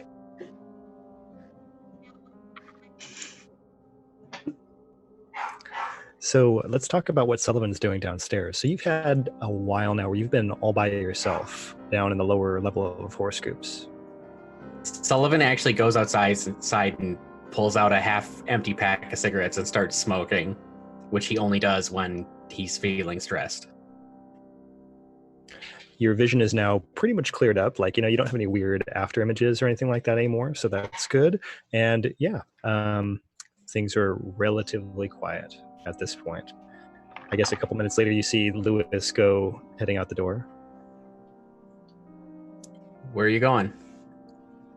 Oh, I'm gonna run down to 7-Eleven.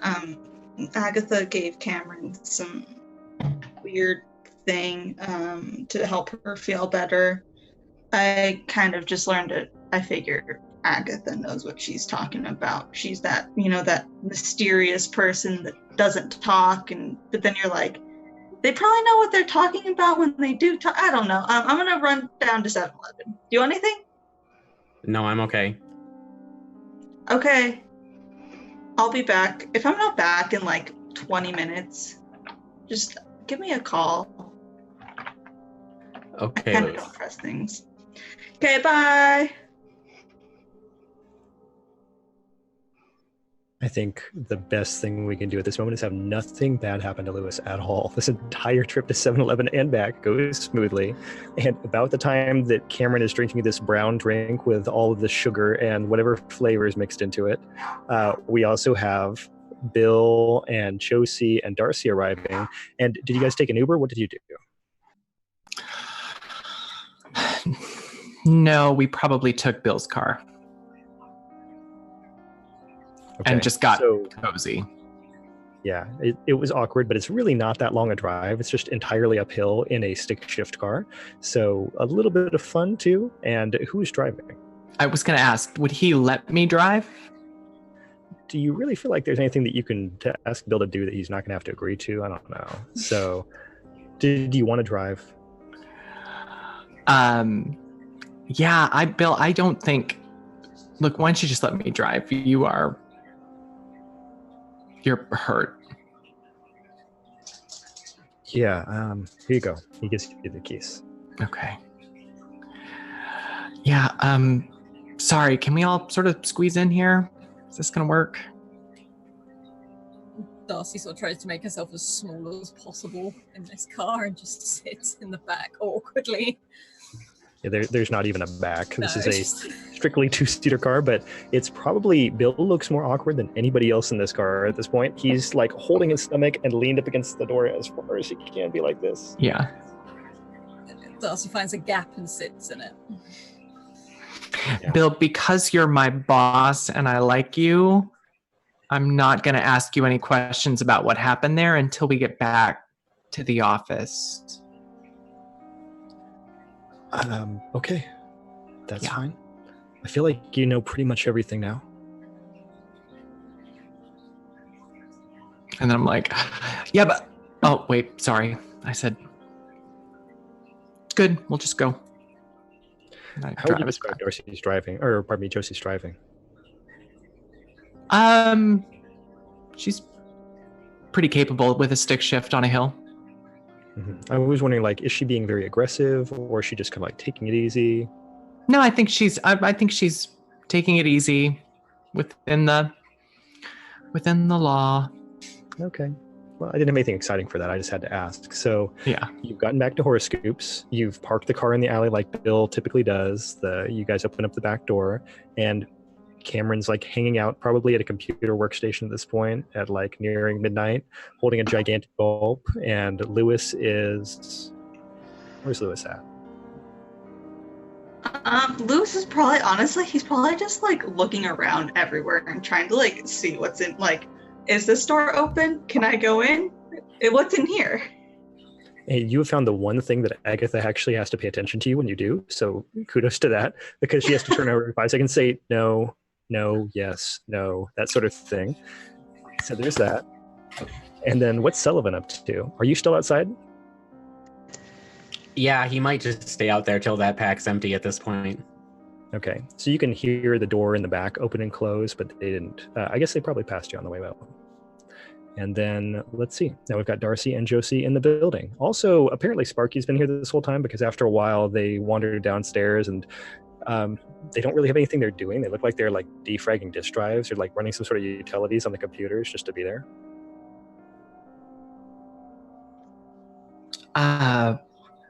As soon as I come through the door, where's Agatha? Agatha turns in the kitchen chair and says, "Yeah, I'm right here." And I point to Bill coming in the door. Okay, and she gets up. "Are you hurt? Do you need anything?" And she's like poking him nervously, like, "Ow, oh no, it's fine. Ow, oh."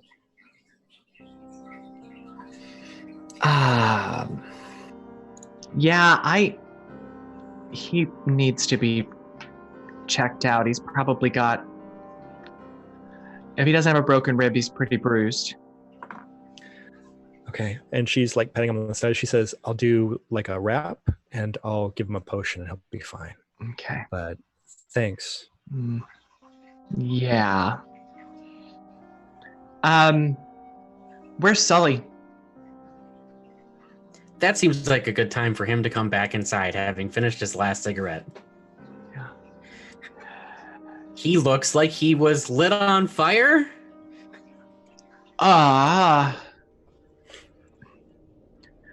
Okay. What happened? We found the werewolf. Did anybody get any pictures? I don't know. I'm looking around. You know I'm not the picture taker, so I was busy trying to make sure no one got bit. Okay. Did anyone in fact get bit? Not that I am aware of.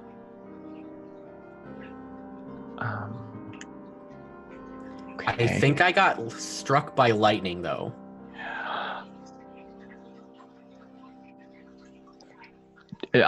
Do you, like, literally? Yes. It was not a stormy night. Sully. No. Agatha says, yeah, that's a witch thing. Which, Agatha? Not me. Cam, how are you feeling? She like takes a drag on the big gulp. Much better now. Lewis is actually really good in the pinch.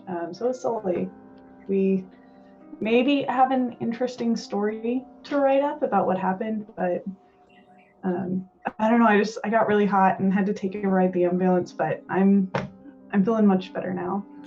Did they treat you at all at the hospital? No, I came back. I was feeling good enough to come back, but Angela gave me a potion that made me feel better. And then the big gold pill washed down the taste of the potion, so doing all right. I just turn and look at Agatha. What? She's okay. There's a lot of shifty eye contact, and she says, yeah, she's fine. Cool.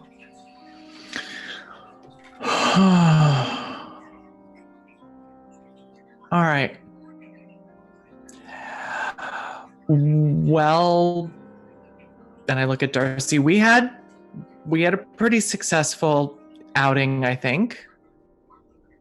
I mean, I'd say so. Yeah. So you had dinner with your brother?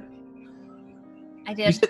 You said something about a book earlier. He wanted you to get a book or something. What was that about?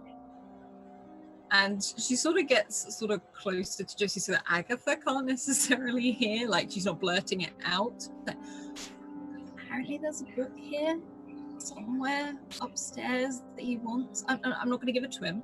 I wouldn't do that, but I'm just saying that's what he wants. Keeps calling it a spell book. But he also doesn't know what it is, what it's called, what it looks like. You know, he's a great lawyer. Okay. If I take it, he can get horoscopes to be able to work again.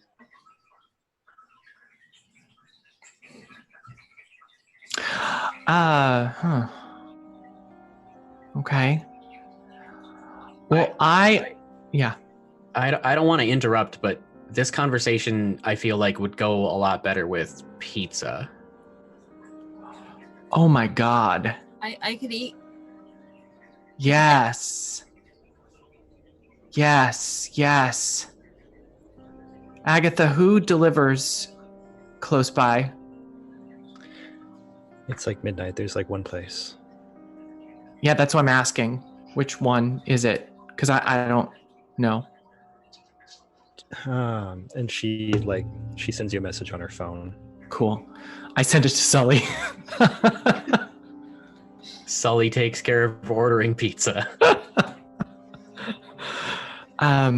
Yeah. Well, I am. Oh yeah, I got into your brother's stuff at the law firm. I got in deep. Really surprising. They were not protected that well. What sort of thing did you find? I don't know. I got, but I did find out who hired him to C&D us. Somebody named Arcow. Okay, now I need to make a statement here where I need to clarify something. Yeah. You're going to have an idea of what's going on. How are you going to react to it? I know I just drop it out right there so that everybody knows about it. I'm very bad, sorry. Hang on, I have an idea. Yeah, do you want to tell people about it, or are you just going to keep it on the DL? She's so bad at lying, but she just doesn't say anything. Okay, so I feel like this is where we've got to just, at least for mechanical purpose, we have to let Josie use her skill here. So we're going to do, on Darcy's side, unless you have a lying skill, it's going to be a flat intellect roll. And then on Josie's side, same thing, flat intellect roll, and we'll add 3, and we'll just compare numbers. Okay. I will just do flat intellect roll. I have no done anything like this. First time I roll above a 1 today. Wow. Well, the secret's safe. So, okay. Yep. So we will continue on as we have at this. I don't know anything about him at this point, but I got his whole file. I got everything they had on him. So maybe we can dig into it together and just see what we can find. Oh, hey, Lewis. And Lewis pops his head out from like some random room. Yes? And you're okay. Yeah, I hurt my hand, but I'm fine. What you didn't get bit or anything? Yeah, I did. You got bit by The werewolf a thing. werewolf. I think it got me. Um, Turned on fire. It's okay. Not the first time, apparently. Wait, what? I'm sorry. Sorry. Could say that one more time? Turned on fire. It's okay. Not the first time that's happened to me. As he looks You at this. Wasn't me. That's what I would have done. I would have looked right at Sully, like, come on, man. Yeah, he sees you. You have that like half second of starting to turn, and he's just like, it wasn't me. You just spontaneously combusted. I think it had something to do with the bite. Oh. I look at Agatha. Is she even looking? So right now, Agatha is wrapping a wrap around Bill's ribs. And so she's got his shirt like up into his armpits, not looking. Hey, Agatha. Yeah. Look, this is my first werewolf. Is Lewis gonna like go all werewolf on us? Yeah, you should take him out back and kill him. Oh I man. knew it. I'm gonna die. I don't think I can do Wait, it. I shouldn't say that with you. You actually have a gun. No, don't kill him. I don't think I can do it. Sully, you do it. Yeah, I can do that. Oh, the horror. Just take me out back and shoot. Jokingly half draws the sword, like it'll be clean and quick. No, Agatha, seriously. Is he gonna be okay? I mean, I don't know. I can look at my book, but I don't know anything about getting bitten by a werewolf. I feel fine. It'll be fine. Don't worry. I'm not worried. It's fine. Okay. You may not trust me enough to put me in charge, but I do know what I'm talking about. I believe you. Agatha turns and looks at you over the shoulder and says, I don't think being bitten by the wolf is going to do anything to Lewis now. See? Okay, that now part was a little... That's a anxiety-inducing caveat, but I think that's okay. I think we're good. Well, I don't know. We've got greasy lawyer guy trying to shut us down, and we've got velvet tracksuit guy telling us not to shut down. Wait, what? That's the guy that beat up Bill. Wait, someone beat up Bill? Yeah. Was having a wrap but around his bruised ribs, yes. It's our boss's boss, I think. Yeah. Yeah, I may have actually... Did we piss off the mob? I don't... Bill? Apparently this is just pissed off, but I didn't try to piss him off. I didn't shut the site down on purpose. No, it was the mob part. I was looking for confirmation on Bill. No, yeah, you saw how many guns they had. That's the mob. The mob runs Horoscoops. Mob doesn't run Horoscoops. Look, he told me it was like a venture capital thing when he gave me the money, and I know who I was dealing with, but he was like, it's not like that. It's not like a loan shark thing. And hey guys, I mean, we were going to close. I didn't have anybody else who was going to give me money. Yeah, Sully, the mob runs Horoscoops. I mean, that's not... At least we know now? Yeah. Yeah. Yeah. I mean, no offense, but it's not the weirdest thing we found out in the last couple of days. No, this is a very good point, actually. So, and I kind of circled the team up in the bullpen. Not sure what direction to go with this. Probably north. Yeah. Okay, that's one idea. Let's jot that down. We could go north. What else? What do y'all think? Well, weren't they gonna send, the tracksuit guy and the big guy? Weren't they gonna send us some stuff? Yeah, they said they would. And I'm looking at the others. You should have seen what Darcy did to this guy was huge. How did you do that? You just terrified him. I didn't do anything. I literally just shook his hand.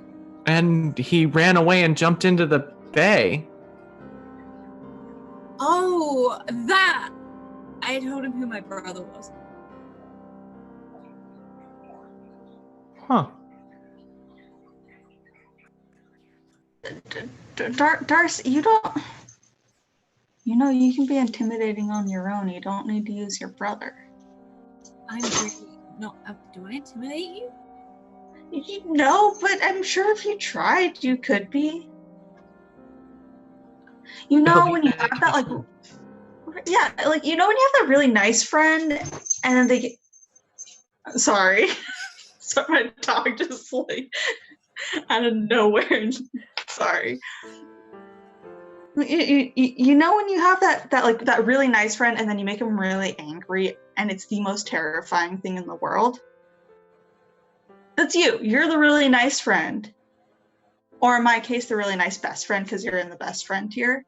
But, if people make you angry, it'll probably terrify them. And I'm sure they'll pick up on that. But you don't need to use your brother's name. Don't you can separate yourself from him, you know. Oh yeah, no, it's just it works. And I don't have to do much. Do you want that constant reminder? No, but you know, I'm not really an angry person. I don't like confrontation. We can work on it. I'll help you become an angry person.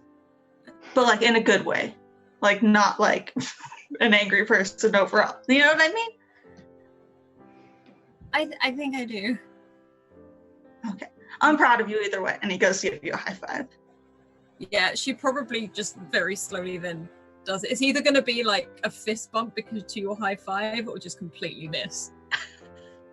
Perfect. I love it. Either one. Awkward. We'll work on that. Best friend handshake. Okay. Cam, do you feel like you have a story? You know what? I just might. And she pulls out her phone and is looking through the just terrible notes she took. I think after some rest, I can decipher this and turn it into some brilliant chase scene. And I don't know, maybe we can track down the person at, from the shop and see if we can interview them or talk to them. But even if we don't have that, I think we have something interesting for the site. That's good. That's good. Man, you know what? You know what I want? You know what I really, really want? Because if it's a werewolf, right, there's some point at which it's sort of transforming, right? Yeah. Theoretically. That's the picture we need. Oh, I thought you were going to say you wanted pizza. That's what I thought. Yeah, is it here yet? Yeah, it's... I mean, the photo ID is great. If I we're want that already getting trouble from this, though, if we caught that, wouldn't that be worse? Uh-huh. Oh, so that's what we're going. And he gives a little smile, like, that's the plan? I mean, think of the traffic. And hey, we can go ahead and start. We could have something written and queued already for the next time they try and shut us down. Ooh, yeah. Yes. Yes. Yeah. Let's not be Nice. cowed by them.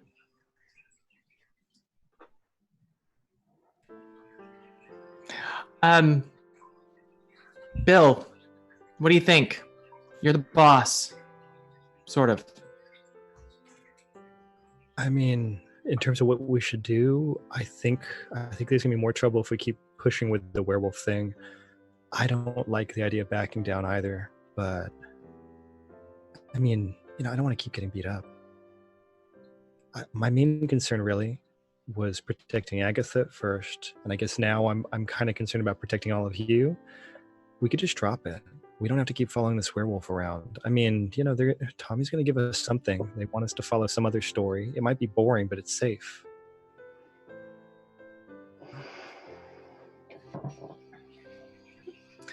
Yeah, not really why I took the job, Bill. Yeah, the good thing is, though, like when I go to sleep and you go do your own thing, something else, I mean, I guess I can always say, oh, I told her not to do it. Yeah, and then Tommy's pissed off at me. Jason's pretty capable. No, I thought he would stay mad at me. No, I don't want that. No, I mean, I'm totally down with that. That's cool. No, I'm not okay with that. I'm not saying I want him mad at you. I just I want you to be able to do what you want without getting any trouble. I mean, you don't have to have, I mean, he's kind of, there's no reason for that. Okay. Well, if I can, I think he's going to be mad at who he's mad at, and I don't think you guys get a say in that. Yeah, he's going to be mad at me. That's probably how it's going to work. I mean, It's okay. The good stories are hardly ever the safe ones. Let's just keep writing the stories we want to.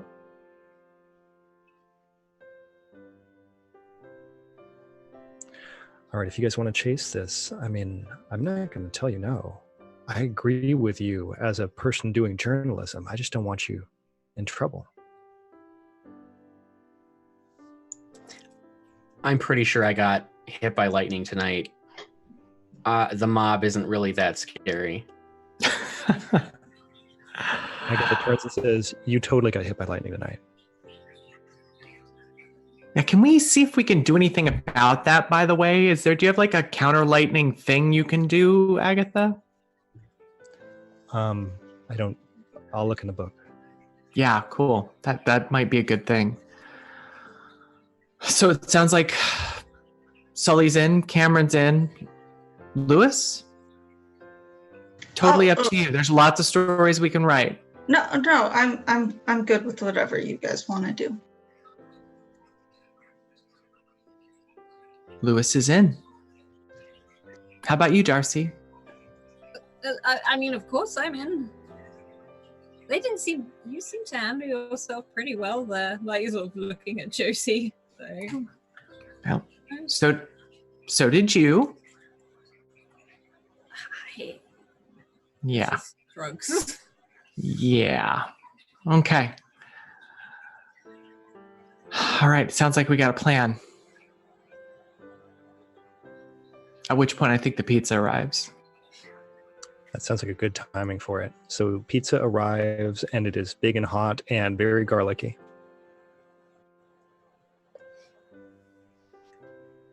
It's like nearing 1 o'clock in the morning.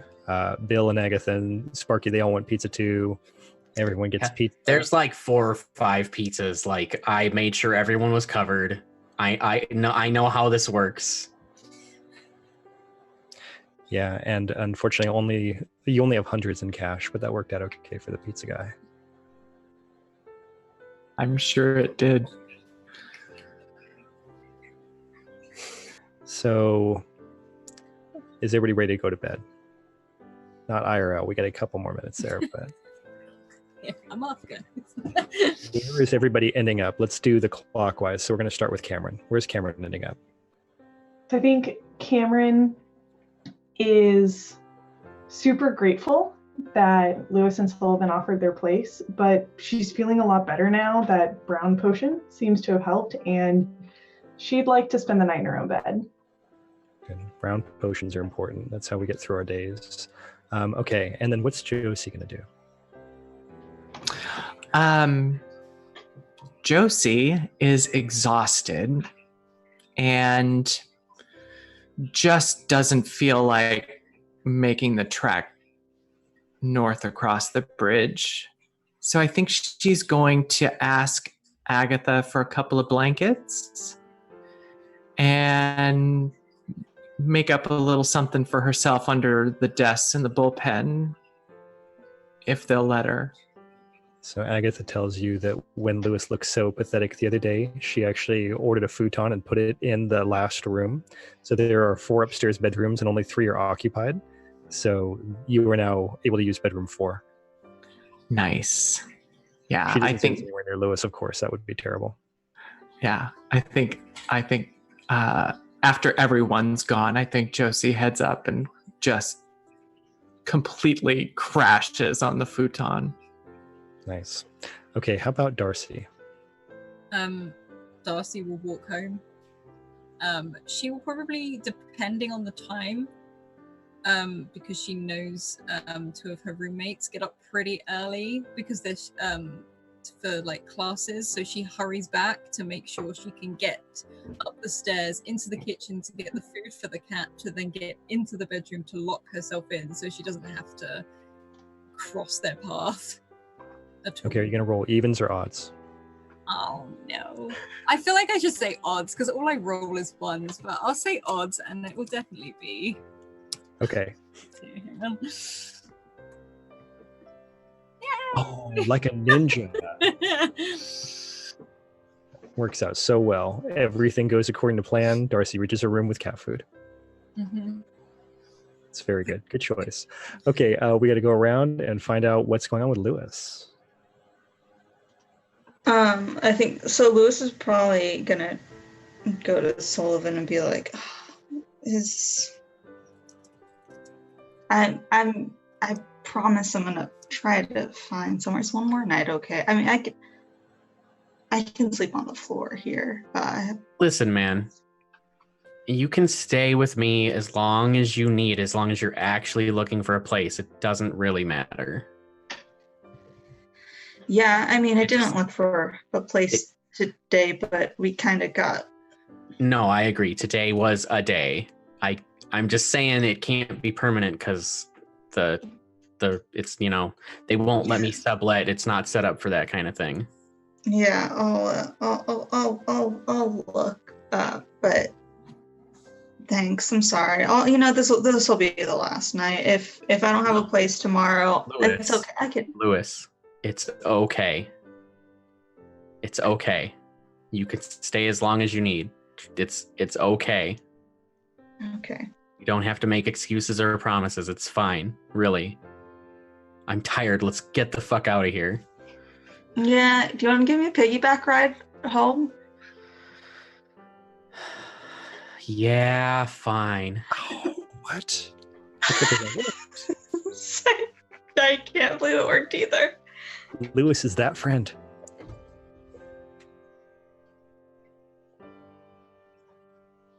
Okay, It's going to be super uncomfortable because the sword's between the two of them.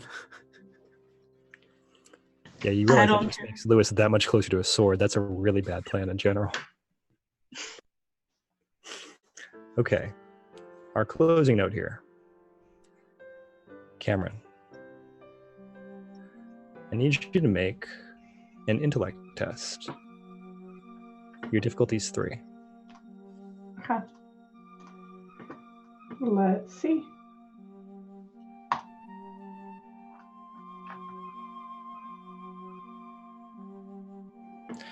You're walking up to your apartment. You've gone up the walk. Everything's like normal. It's late. You've got a roommate, and then upstairs, her parents live in the other part of the house. So this is like, it's a lot at this time of night, and they're going to be up super early, like 5:30. So you get up to the door, and you've got the key in the lock. You're walking in the door, which is about the time that you look over to the bushes, and you realize the bushes are really thrashed at the house. And you realize that those steps that are leading right up to the door that you were about to go in, that also circle back, are very large canine footprints. And that's when you hear the sound behind you. It's kind of a...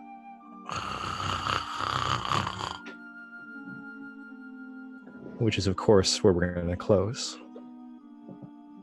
Oh, no! Oh, yes! So, as always, this is the most fun game in the universe, and I love you guys for playing up with us. And anybody who's watching this, you guys are just ridiculous and awesome, and we love you. We have outro credits, so we don't have to do outros right now, but I'll hand it over to Alice. Yeah, this is amazing. I love this game so much. I need it to be like at least another 3 hours longer because I could just keep on playing. Otherwise, sorry, my cat is attacking the chair. Otherwise, please check out all the links coming up in chat now. You can see our links to our Discord and everything like that. We would love to hear your opinion in Discord. What are your theories? What are some of your favorite points about this campaign? Because I love it so much. Also, a huge thank you to our wonderful sponsors in the form of Bird in the Storm and also Mage Hand Press, who we really couldn't do this without. So thank you so much. Otherwise, I can't wait till next week. Keep evoking emotions, and we'll see you then. Bye.